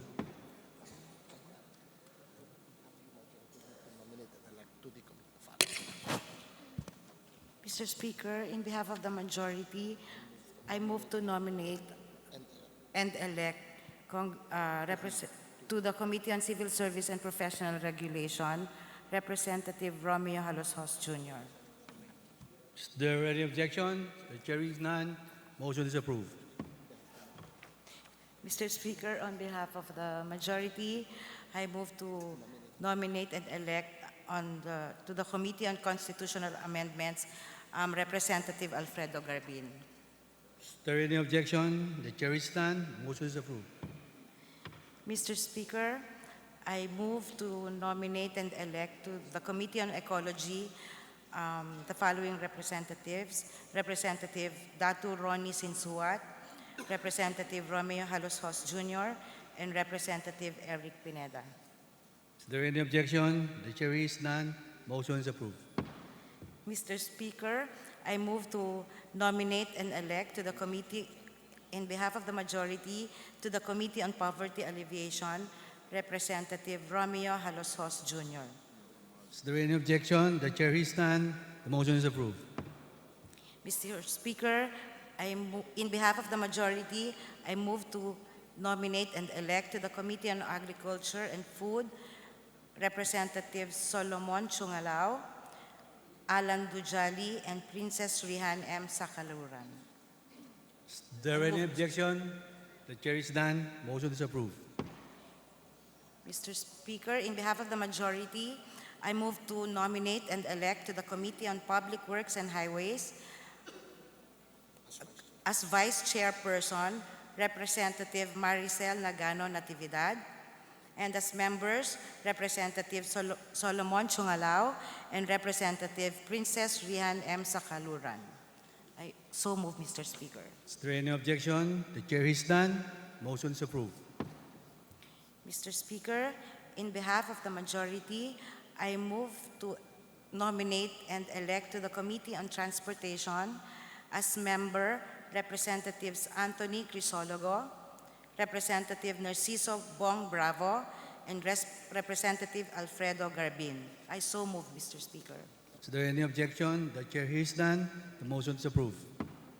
Mr. Speaker, in behalf of the majority, I move to nominate and elect to the Committee on Mindanao Affairs the following for members: Representative Datu Ronnie Sinsuat and Representative Princess Rihan M. Sakaluran. So move, Mr. Speaker. Is there any objection? The chair is none. Motion is approved.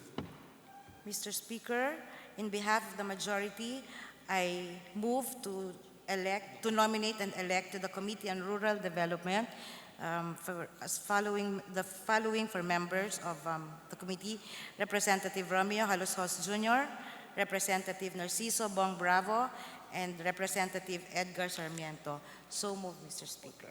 Is there any objection? The chair is none. Motion is approved. Mr. Speaker, in behalf of the majority, I move to nominate and elect to the Special Committee on Basis Conversion as members Representatives Josephine Nene Ramirez Sato, Representative Luis John Ferrer IV, and Representative Julian Jam Baronda. So moved, Mr. Speaker. Is there any objection? The chair is none. The motion is approved. Mr. Speaker, in behalf of the majority, I move to nominate and elect to the Committee on Tourism as Vice Chairperson, Representative Ronnie Ong. And as members, Representative Arnold Noli Celeste, Representative Eric Pineda, Representative Alfredo Garbin, and Representative Princess Rihan M. Sakaluran. So moved, Mr. Speaker. Is there any objection? The chair hears none. The motion is approved. Mr. Speaker, in behalf of the majority, I move to nominate and elect to the Committee on Foreign Affairs as Vice Chairperson, Representative Samantha Vargas Alfonso, and as member, Representative Eric Pineda. So moved, Mr. Speaker. Is there any objection? The chair hears none. The motion is approved.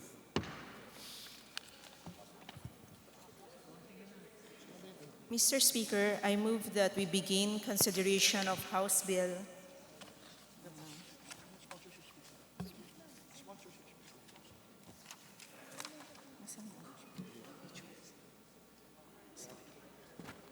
House Bill 300 under Committee Report 3. And for this purpose, may I ask that the Secretary General be directed to read the title of the bill. So move, Mr. Secretary Speaker. General directed to read the bills. House Bill 300, an act amending sections 4 and 8 of the Republic Act number 7042 as amended, otherwise known as the Foreign Investment Act of 1991.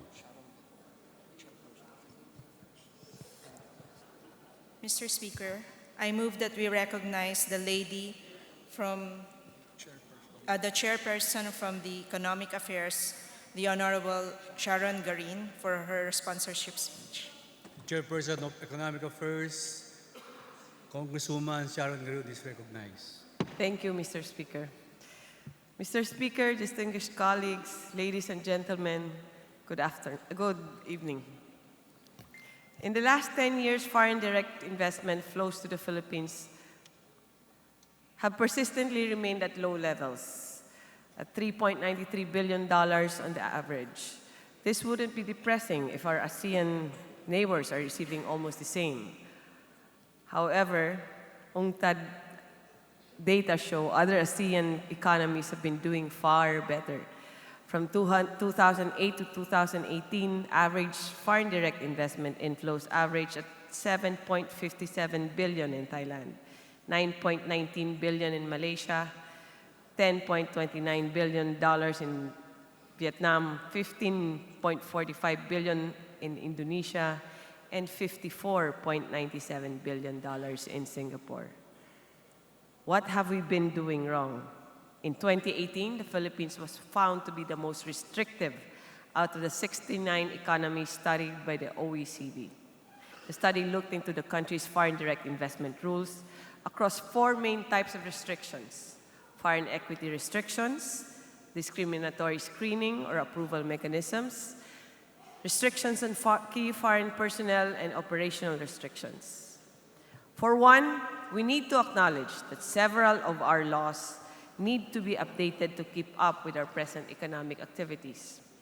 The 28-year-old Foreign Investments Act imposed minimum requirements upon foreign investors which, upon close examination, are already unrealistic in our present context.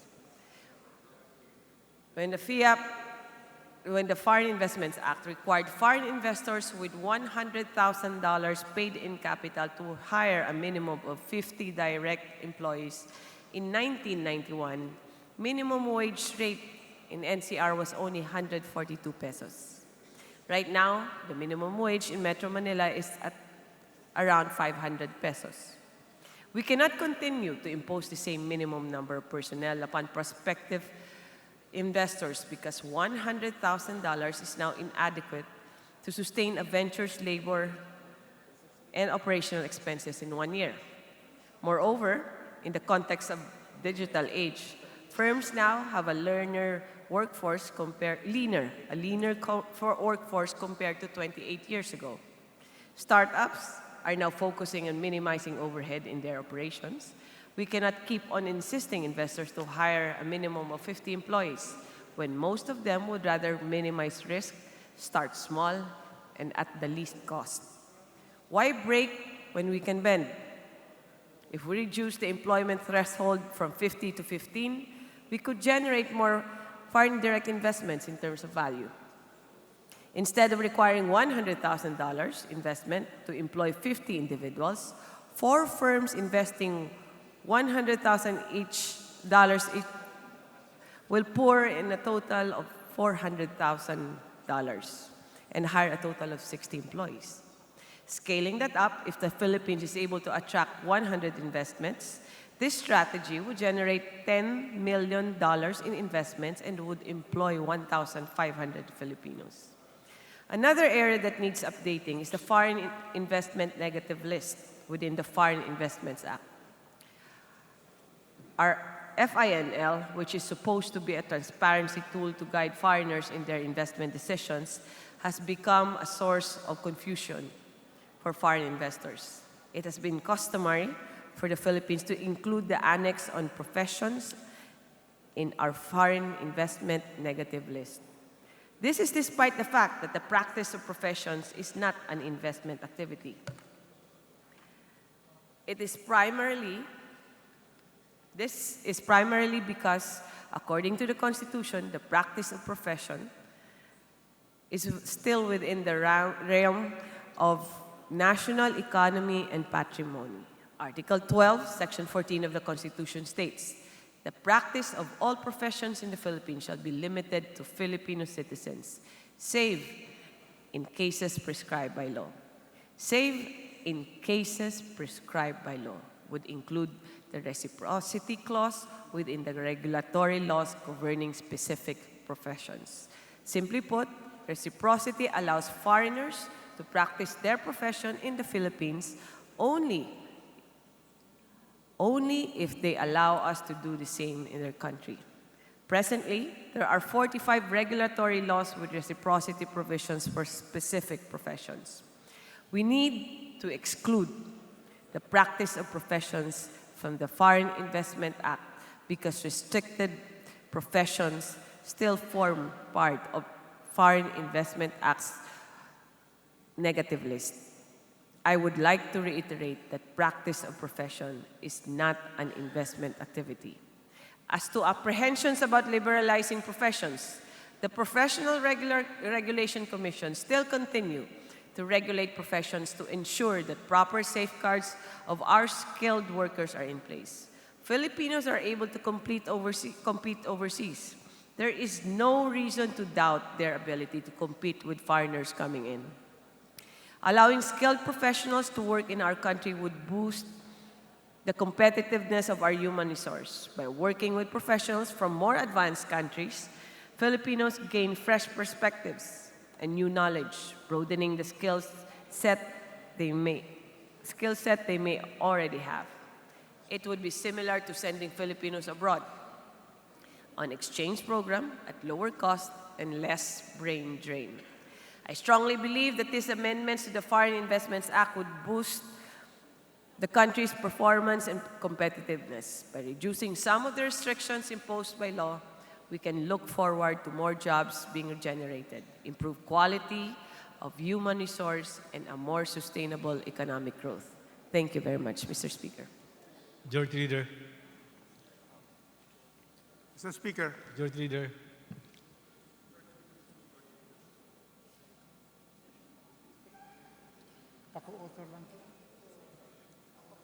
yes, manifestation. Mr. Speaker, Your Honor, the Honorable Rufus Rodriguez has a manifestation for co-authorship of this measure. I move that he be recognized. Thank you, Honorable Mr. Speaker. Rodriguez is recognized. Thank you, Mr. Speaker, distinguished Majority Leader. I have a bill.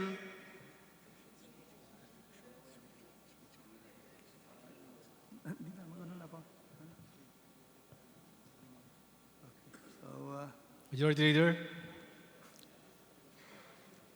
Mr. Speaker, Your Honor, as the Honorable Rodriguez has a bill similar to this measure. I move that he be recognized to co-sponsor the measure and give his sponsorship speech. So move, Mr. Speaker. Is there any objection on that motion? Thank you, Mr. It is Speaker. none. Motion is approved. Thank you, Mr. Speaker, and our distinguished Majority Leader. It is my honor to co-sponsor now House Bill 4106, the Foreign Investments Act Amendment. Mr. Speaker, I believe that this bill, if enacted into law, will attract more productive foreign investments to facilitate the transfer of technology, enhance the skills of Filipino workers, and promote the welfare of Filipino consumers. Mr. Speaker, in 2018, from the ASEAN Secretariat, the figures of foreign direct investments show that Singapore has 62 billion US dollars. Second is Indonesia with 24 billion, and Vietnam with 14 billion, and the Philippines has 10 billion. For the past 12 years, Malaysia and Thailand had over 10 billion for the first time, and we have to credit this to President Duterte. During his 3 years in public office as president, there has been an increase of foreign direct investments from 6 billion to 8 billion, and now, at 2018, the latest figure from the ASEAN Secretariat, we have overtaken Malaysia and Thailand. Malaysia has 9.1 billion and Thailand has 9.5. Philippines already has 10 billion in terms of FDIs. So therefore, with this particular encouraging results of the Duterte administration, we have to support more the efforts of this government by enacting this bill into law, the Foreign Investments Law of House Bill 4106, amending the Foreign Investments Act. Therefore, I join as co-author, Mr. Speaker, because we believe that this country, in its way to have growth, economic growth, high economic growth, and therefore we need to have more foreign direct investments. And from 10 billion for 2018, we hope that we can have with this bill, Mr. Speaker, this bill will even increase the 10 billion level that we have. With that, Mr. Speaker, I end my co-authorship with a pledge not to interpolate in this particular bill because I'm now the author. Thank you. Majority Leader.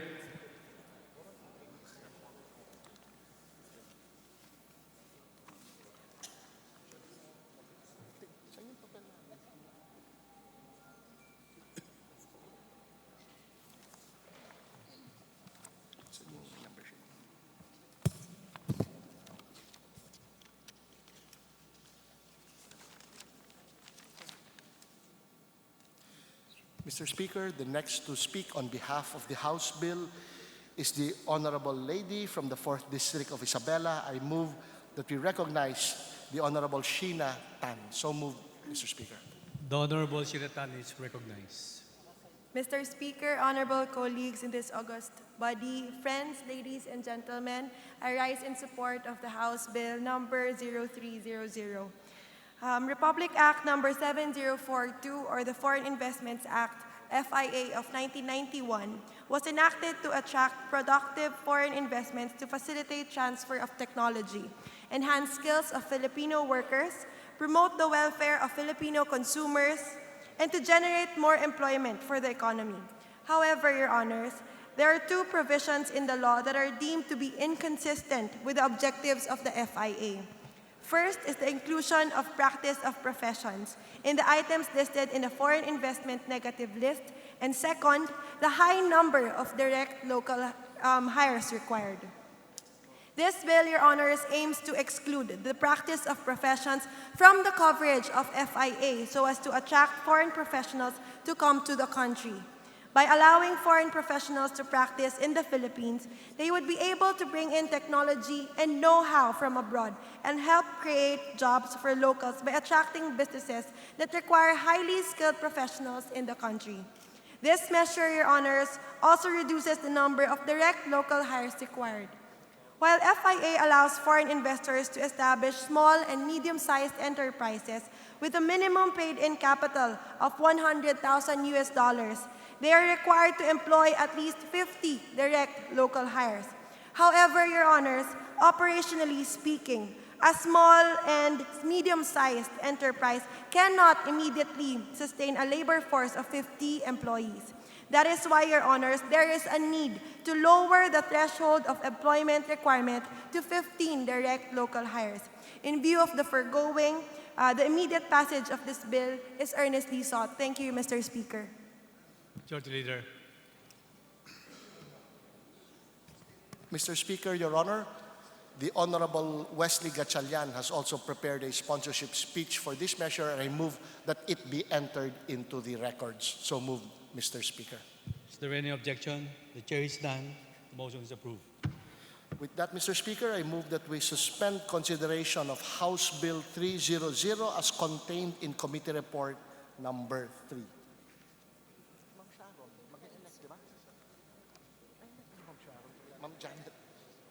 Is there any objection? Chair is none. Motion is approved.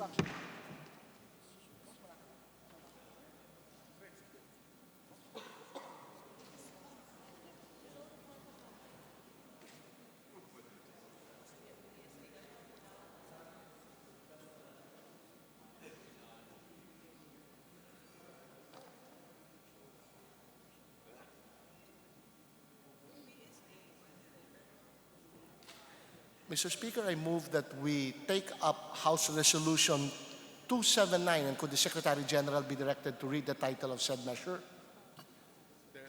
Is there any objection? The Secretary General can read the measure. House Resolution number 279, resolution commending the men and women of the Philippine cinema in celebration of 100 years of continuously providing meaningful, educational, amusing, and entertaining works of art which remain to be the hallmarks of the local film industry. Majority Leader. Mr. Speaker, I move that we adopt House Resolution 279. So move, Mr. Speaker. Is there any objection? The chair is none. Motion is approved.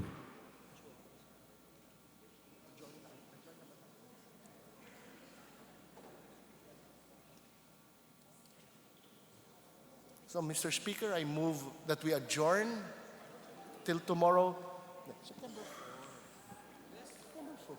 September 4 at 5 in the afternoon. So move, Mr. Speaker. Is there any objection? So session adjourned until tomorrow, September 4, 5 o'clock in the afternoon. Mr. Speaker, I move for selfie. Motion is approved.